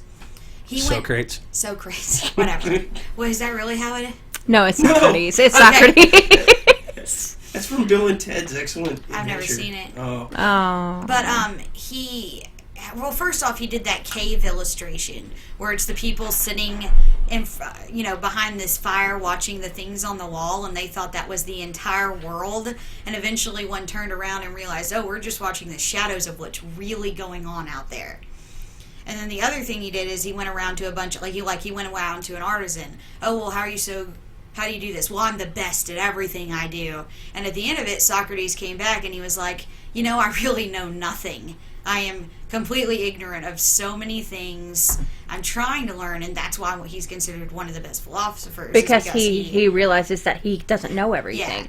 Yeah. And I wish more people would realize that they don't know everything. It's like debating on the internet. It's that meme of the guy playing chess with the pigeon, and it's like it doesn't matter if you win or lose because the pigeon's still going to knock everything over and think it won. Or the scene from Family Guy with the donkey. Hee-haw. Hee-haw. What do you think about cursed objects? Oh, we talked about that earlier. Cursed by people or cursed by being haunted? Well, why don't we talk about both? Okay. We talked about haunting earlier. Not taking anything from cemeteries or just generally not a good idea. I don't really believe in curses. Well, obviously, I ran over a gypsy that whispered dinner at me. How else do you explain my shit luck? Well, I mean, in Elliot Gould, or who's the guy that cursed Jefferson? I don't know. Or whatever. Oh, God, I Bats don't in the remember. Belfry, and... But I keep thinking more of the Marie Laveau, the voodoo, because if you go out to the grave of Marie Laveau, people have left stuff out, rituals Because for I was about to cursing. say, people, if you don't, that you'll be cursed. If you don't bless her. And part of the thing about that is when they do that, they'll put items down, they'll pray to her to curse it, they'll take the item and give it to somebody. Putting the curse on them. Not just like a voodoo doll, just something they carry around that has, would give them bad luck or ill fortune. But the other thing was the haunted items pulling out of and if you have a house that's being haunted, how would you know which item is causing it, especially if there's something like an antique? Yeah, I mean, that's one of the things that always bother me about the Warrens, or that other show that's I think it's actually just called Haunted Objects. Well, I mean, or whatever, you just okay, you're at the house that's haunted. Okay, well, we're going to start with this antique. We'll put it a couple miles down the road, and then we'll see if the haunting continues. They always seem to be able to pinpoint exactly what it is, and they're like, I guess if no. they had a history of each object... Or if the house was fine until the said object. Right. Oh, and I mean, I get that too. Because that was it seems like they're always able. It's I like antique. I buy a lot of shit like that all the time. Like, I could not, if our house ended up haunted, I could not narrow it down to any one of these action figures. And I still do tend to take places for... I'm not saying cemeteries or ghost hunts, but if I'm out and about, like the golf ball the other day. Right, yeah. If I find something incongruous laying in the dirt where I'm walking, I pick it up and Well, the take thing it out. is, I don't know how much I subscribe to haunted objects, because, I mean, wouldn't every antique store be just insanely haunted? Because, I mean, the massive amount of stuff that's collected from estate sales at antique store, But what would be the catalyst behind... Okay, let's presume haunted objects are real and that haunted houses are real. What would make them specifically haunt that item and why, instead of haunting the location? some sentimental value to it. I mean, maybe the location that they died wasn't, anything that they were really attached to. What if they had just moved into that place or whatever? Yeah. So some of your trinkets and objects are probably going to be with you longer than anywhere you've ever lived. Or I mean, Well, the logic behind it makes sense to me. I'd be more likely to haunt one of my guitars than this house. The other thing that interests me is, so either it's a haunted house or a haunted object. Are they bound to these things, or can they leave them? Like, oh, you took the doll I was haunted to. Well, I don't like your house, so I'm just going to leave. Or what if say that it is true that you can haunt an object, what if you can't leave it? So then you're stuck in some vicinity of it? Yeah, what if you if there was no way like to a genie leave or it? a djinn. I mean, yeah. I mean the stories there associated the actual legends with genie and jinn going back to Solomon. I'm not talking about Aladdin, the Disney version. I'm talking about Solomon Grundy. What? No. The actual Arabian tale. Yes. Right, yeah, yeah. but they're basically tethered to something as a because they are a servant of that, But that's like those are demonic entities, not souls. And so if a house is haunted, can the ghost... Like, okay, we go to cemeteries, and before we leave, y'all do y'all's... I don't know if y'all pray or whatever y'all do. I still can't come home. I personally am just like, hey, you continue to hang out here, I'm out. Are they trapped at that location, or can they follow you home, or would it be based on the type of entity, demon... Or if you piss it off. I don't know. I mean, you're going into speculation at that point. I can't. Yeah, but it's just something I am curious about in the grand scheme of all this. I think from what I've seen and heard from other groups and stuff, that most people think it's dependent on the type of entity it is. When it's not like we can test that. Well, I guess I could taunt something, and like if we ever find something, I can try to get it to follow me home. Well, probably shouldn't get to follow you home. If you decide to taunt something, that should probably be the night we stay in a hotel. And then just ditch it there. But it always seems like if something's going to follow you, you have a really hard time getting rid of it. And Yeah, because it's probably at that point not going to haunt a building, it's going to haunt you. That is actually up there as next to the forest that wasn't there, was the weirdest thing I've ever experienced. Was the exercising thing, and then the weird stuff that happened. Yeah, that was weird. That I still can't process. Like, years later, I can't process it. Because the forest thing, I almost think that maybe when my pills messed with me, or I was just hyped up, or I just saw it wrong. But the thing at the apartment, the fact that we all experienced it and it felt so real, and that's the thing I was doing before, where I was kind of being shitty to people about their own personal experiences, which I feel really bad about now. Because now you've had your own personal experience. Well, I mean, and I have before. I was always just the kind of person that would definitely rationalize it away. Right. And even though it's not evidence, it can never be considered evidence. If it happens to you in that moment, it feels very real. Oh, Even my mom's house, even now that we've debunked it, my mom's house still feels uncomfortable for me. Right. And logically knowing something doesn't mean it doesn't scare the crap out of you. Like, oh, I don't believe in hell, blah, blah, blah. I still think I'd like to try and avoid going there. Yeah. Oh, but logically, that's not real. Well, logic doesn't live here. It doesn't live in most people's brains. Yeah. Emotions are usually the more powerful. And, I mean, you're always second-guessing yourself, too. It's like, well, I could have done this other test, or I could have tried doing, it could be, you can always explain around anything that you've tried. One of the things I can't, and going back to what happened years ago, the one thing I can't explain is the DVD case. I didn't move it. I was passed out. Because it was so flimsy that every time we had tried to move it, it had just fallen apart. Yeah, and Steven, nobody moved it. But there it was. Oh, so here's an interesting one. It just turned itself around. Going back to the Warrens, Lorraine was the super religious one that considered herself a sensitive, a demonologist. Yeah, she could, see visions and stuff. She was actually asked by someone sued her. And a part of the trial was they wanted her to exhibit her abilities for them. And she basically just refused. And to them, that felt like debunking her and her. But a lot of times when people talk about psychic ability... But you can't just do it on command. Choice. It just happens. How do you know? I don't know. It's just, I don't think... Miss Cleo can. Well, I can call 1-800 right now, and she can whip up a vision. Is she even still around? I don't know. I don't think, if it's a true ability and if it's something that exists, I don't think that it would be something you can just do at will. I don't think so. A thing containing... I can burp the Gettysburg Address. I can't do it at will. I have to, Apparently do stuff. My daughter can belch at will. Things containing malevolence cannot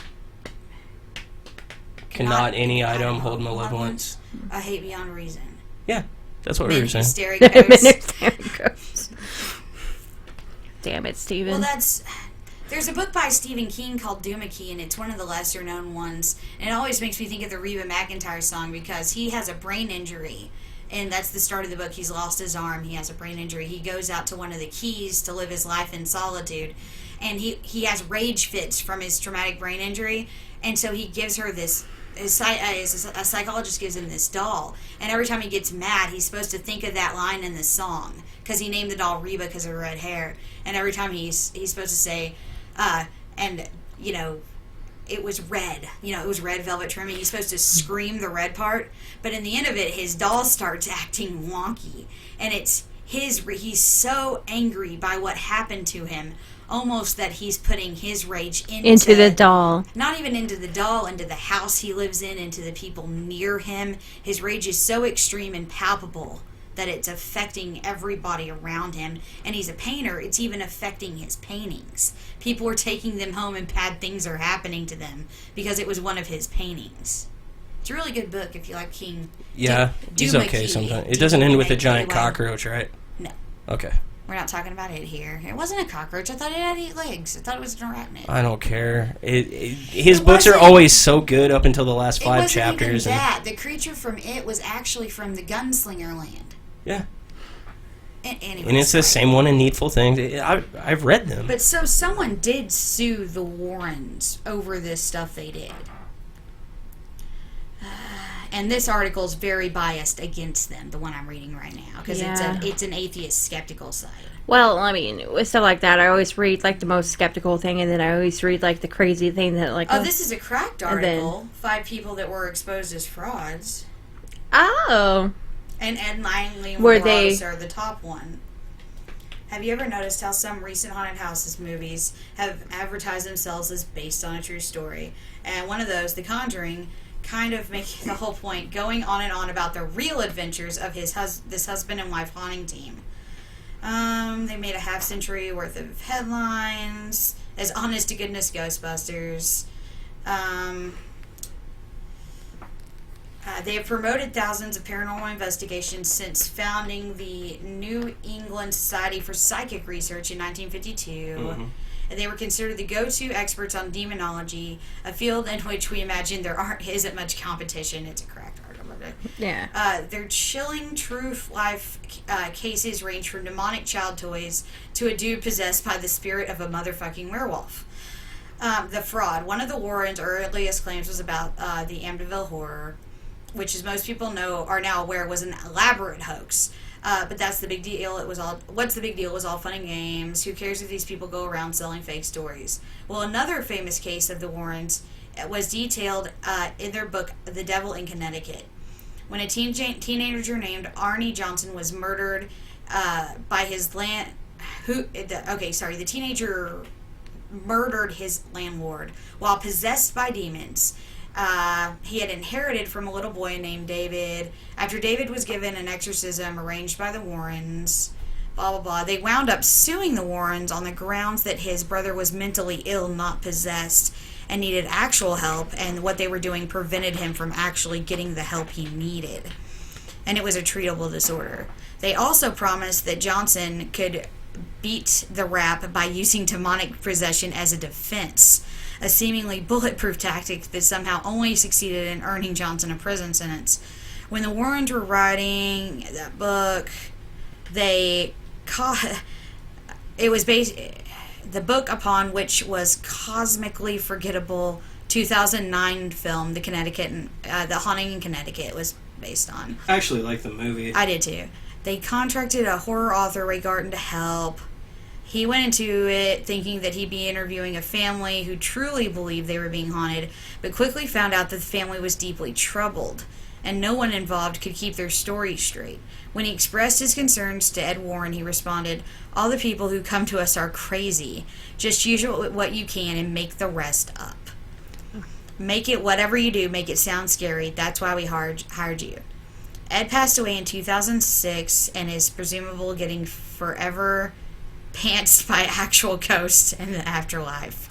Lorraine kept the family business thriving, most recently by acting as a consultant on The Conjuring, a movie about the heroic deeds of Ed and Lorraine Warren. Hollywood loves them. It was just the latest. Of course Hollywood would love them. It was just the latest in a slew of royalty-generating films based on their stories. Blah, blah, blah. So the next time you're in a theater and see a horror movie poster proudly emblazoned with words based on true story, Whip out your phone and Google that shit. Chances are you'll find Ed Warren's grinning face staring back at you, which is the closest most of us will get to an actual haunting. So yeah, they were sued and for fraud basically because the kid that had done all those murders, he had a very easily manageable psychological disorder, and they convinced him it was a possession, did a exorcism, and it didn't help. Right. He just continued to off people because he wasn't getting help for his... That's one of the things I'm real careful about when people, like, contact us or whatever. I'm like, look, we don't get rid of anything. We don't confirm, deny. All we'll do is we will come in and we will point our instruments at it, and then you can interpret what we find. Oh, the suicide forest. Yeah. Oh, I've always wanted to go to the suicide forest, but like the videos of it, it looks like it would be impossible to freaking hike through. Yeah, and in fact, like I think the government actually tries to get you not to because it is so dense. Yeah. That people get lost. And they did a movie about that recently, but it basically flamed at the box office. Everybody thought it was terrible.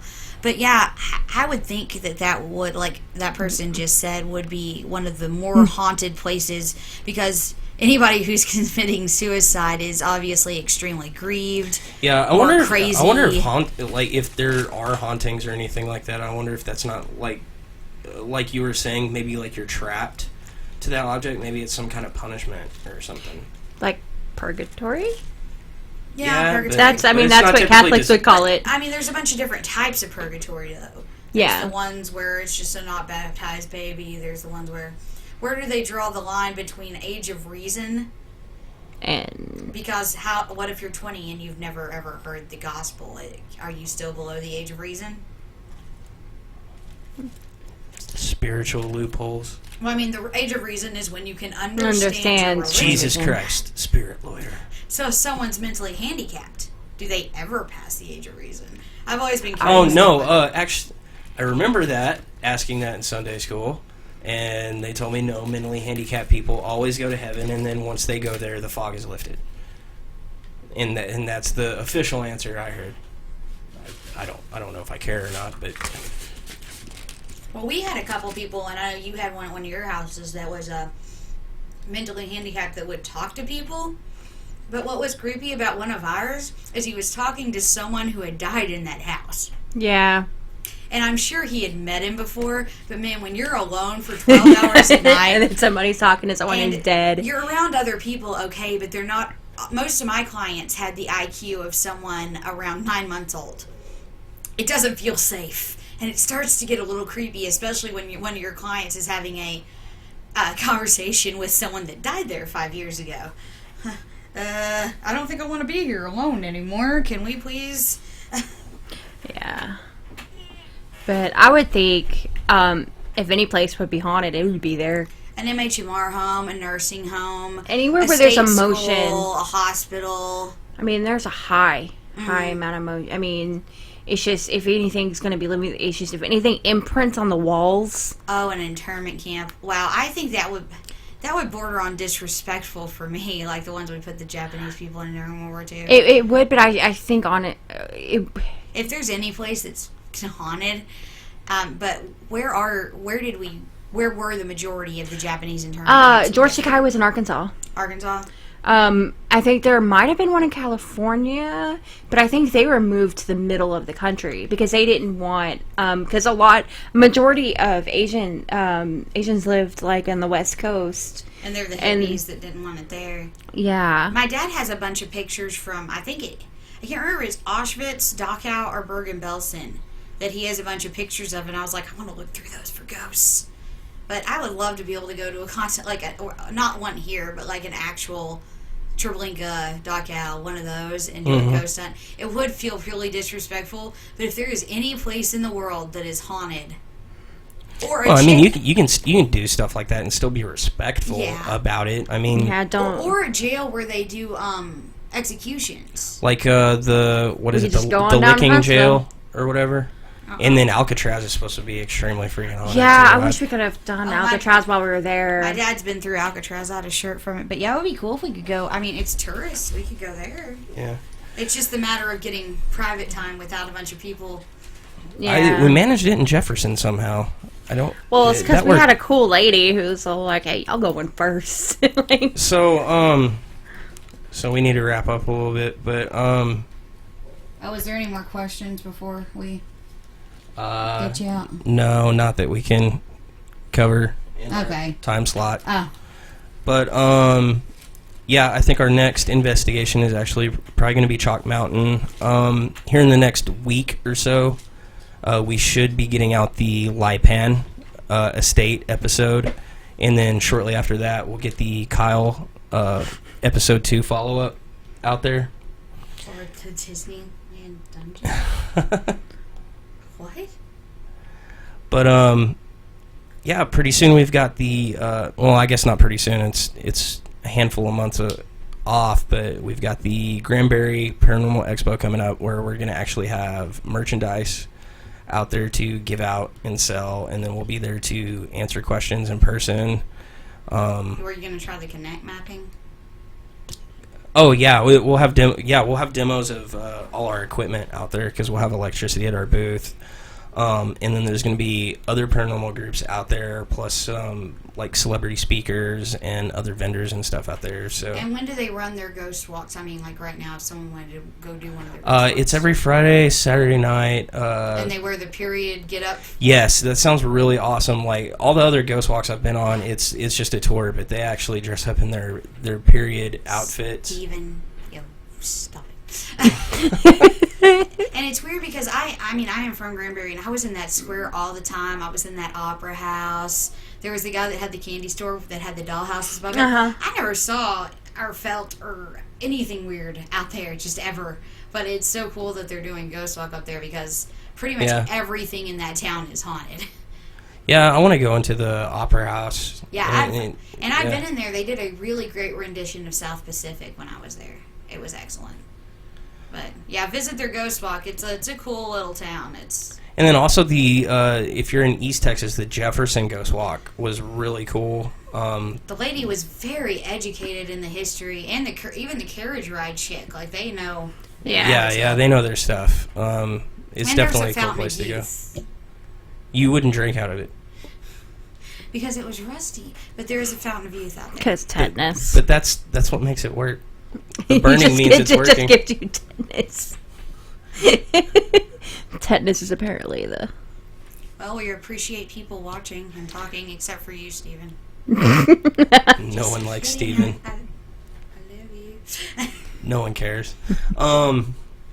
So we've actually got a few more blogs up. I've written a few, and I think Sarah's going to write one on sleep paralysis here pretty soon. You can check those out at www.ntparanormal.com.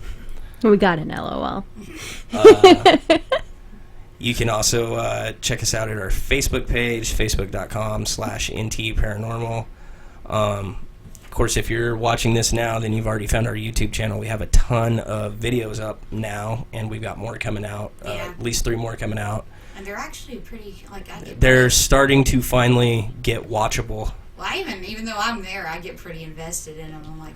I just like that people have started commenting on them finally, saying, hey, this is not the worst thing I've ever seen on the internet. It's funny when watching the videos, like if I watch one with Andrew, he'll scream at me, no, don't go in there. What are you doing? And I'm like, wow, he's right. We do the exact same things that we do. Like when you hear a scream in the middle of the woods during a live broadcast. And I go over to poke at it, and you abandon me in the cemetery by myself. But... yeah, they are. But I always come back for you. go watch the videos and watch us do every horror movie mistake ever. And we're still alive, so we've basically proven horror movies. Are you yelling into the woods, hey, who's there? Worst thing worst thing. I'm going to the car, I'll be right back. Sarah, is You're that not you? supposed to say that. Sarah, Allie? Knife to the head. Hey, you guys. I still maintain that whoever killed that bunny, it was a dude. He skinned the bunny. And he's just sitting there wearing it as a hat. He wiped his face. He put on the war paint with the blood of the bunny. He put on the bunny as a hat, and he wrote down your driver's license plate number. The only reason we're all alive is because none of us are doing drugs or having sex out there. Yeah. That's the only thing that's keeping. But no, he has your license plate number. He'll be here eventually. I'm going to find a way to work it in on the next investigation. Something's going to happen, and I'm going to turn around and say, I'll be right back. I'm just going to go upstairs real quick. I'll be right back. Or we should split up. No. Oh, we did that on the last investigation. Yeah, we did. We split up and then you left me alone. I was alone. Y'all left me. We were gone exactly 1 minute, and I hear on the walkie-talkie, hey, y'all should come back.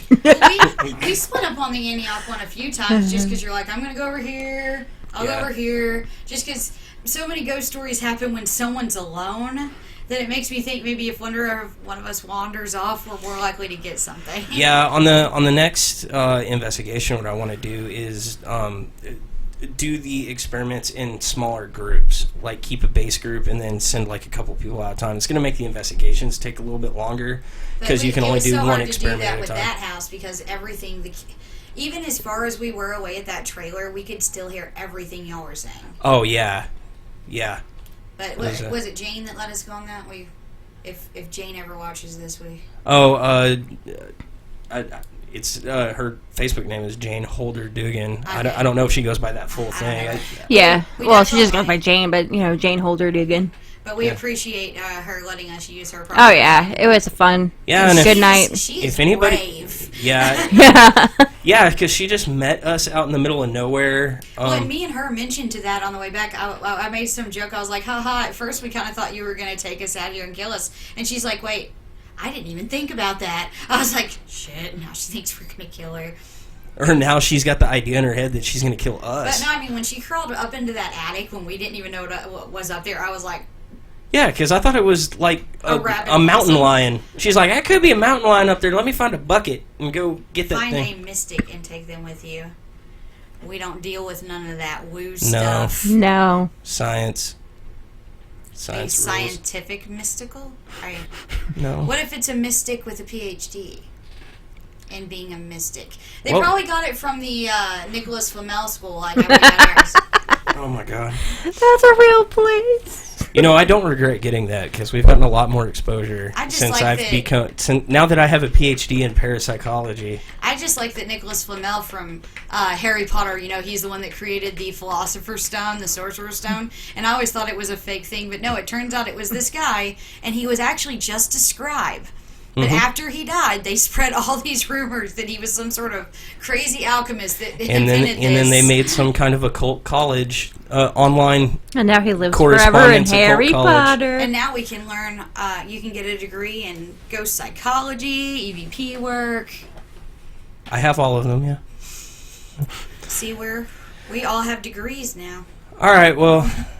It's been fun. We wandered around several topics tonight. Got nothing accomplished. We'll try to do better next one. We were very unprepared. We'll try to get even less accomplished next time. Yeah. We had a good show lined out, but that's just not our style. Yeah. So, just like it's like, oh, here's a list. Throw it out the window. But be sure to check us out at www.ntparanormal.com. We got you got new gear in the... Did you have new gear in the cell store? Oh yeah, we have new T-shirts with the After Dark logo on them, which is the goat. Also, anybody that makes any donations on our donation page, that actually automatically gets you into our members group page.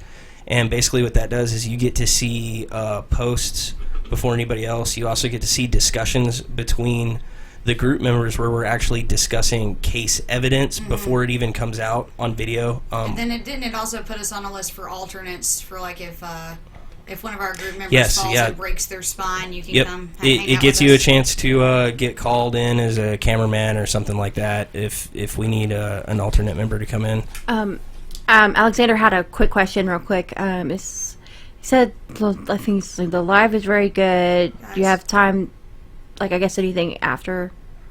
I have no idea what he's asking, but I think he's asking if we have anything that follows after.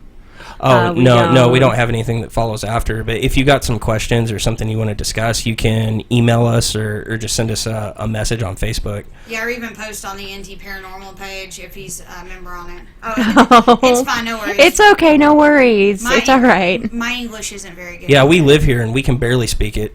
But if you follow the NT Paranormal, like the logo and link, and you ask that on our page, we'll one of us will definitely answer to you and get back to you pretty fast. We're pretty good at answering quickly. Yeah, we jump on any opportunity to answer a question. Or Yeah, they post and it's like 5 milliseconds later, and I'm already like, hey! Yeah, we get pretty excited. We don't have very many Yeah, fans that was yet. the NT Paranormal with the logo at the... Is it the star with the writing around it? That's our fan page, right? Yeah. Okay. That's the one. And like I said, donation will get you to the VIP page, which is actually, you can't see it if you're not a member, but we post evidence up early there, and the episodes actually get posted on there 24 to 48 hours before they actually go live.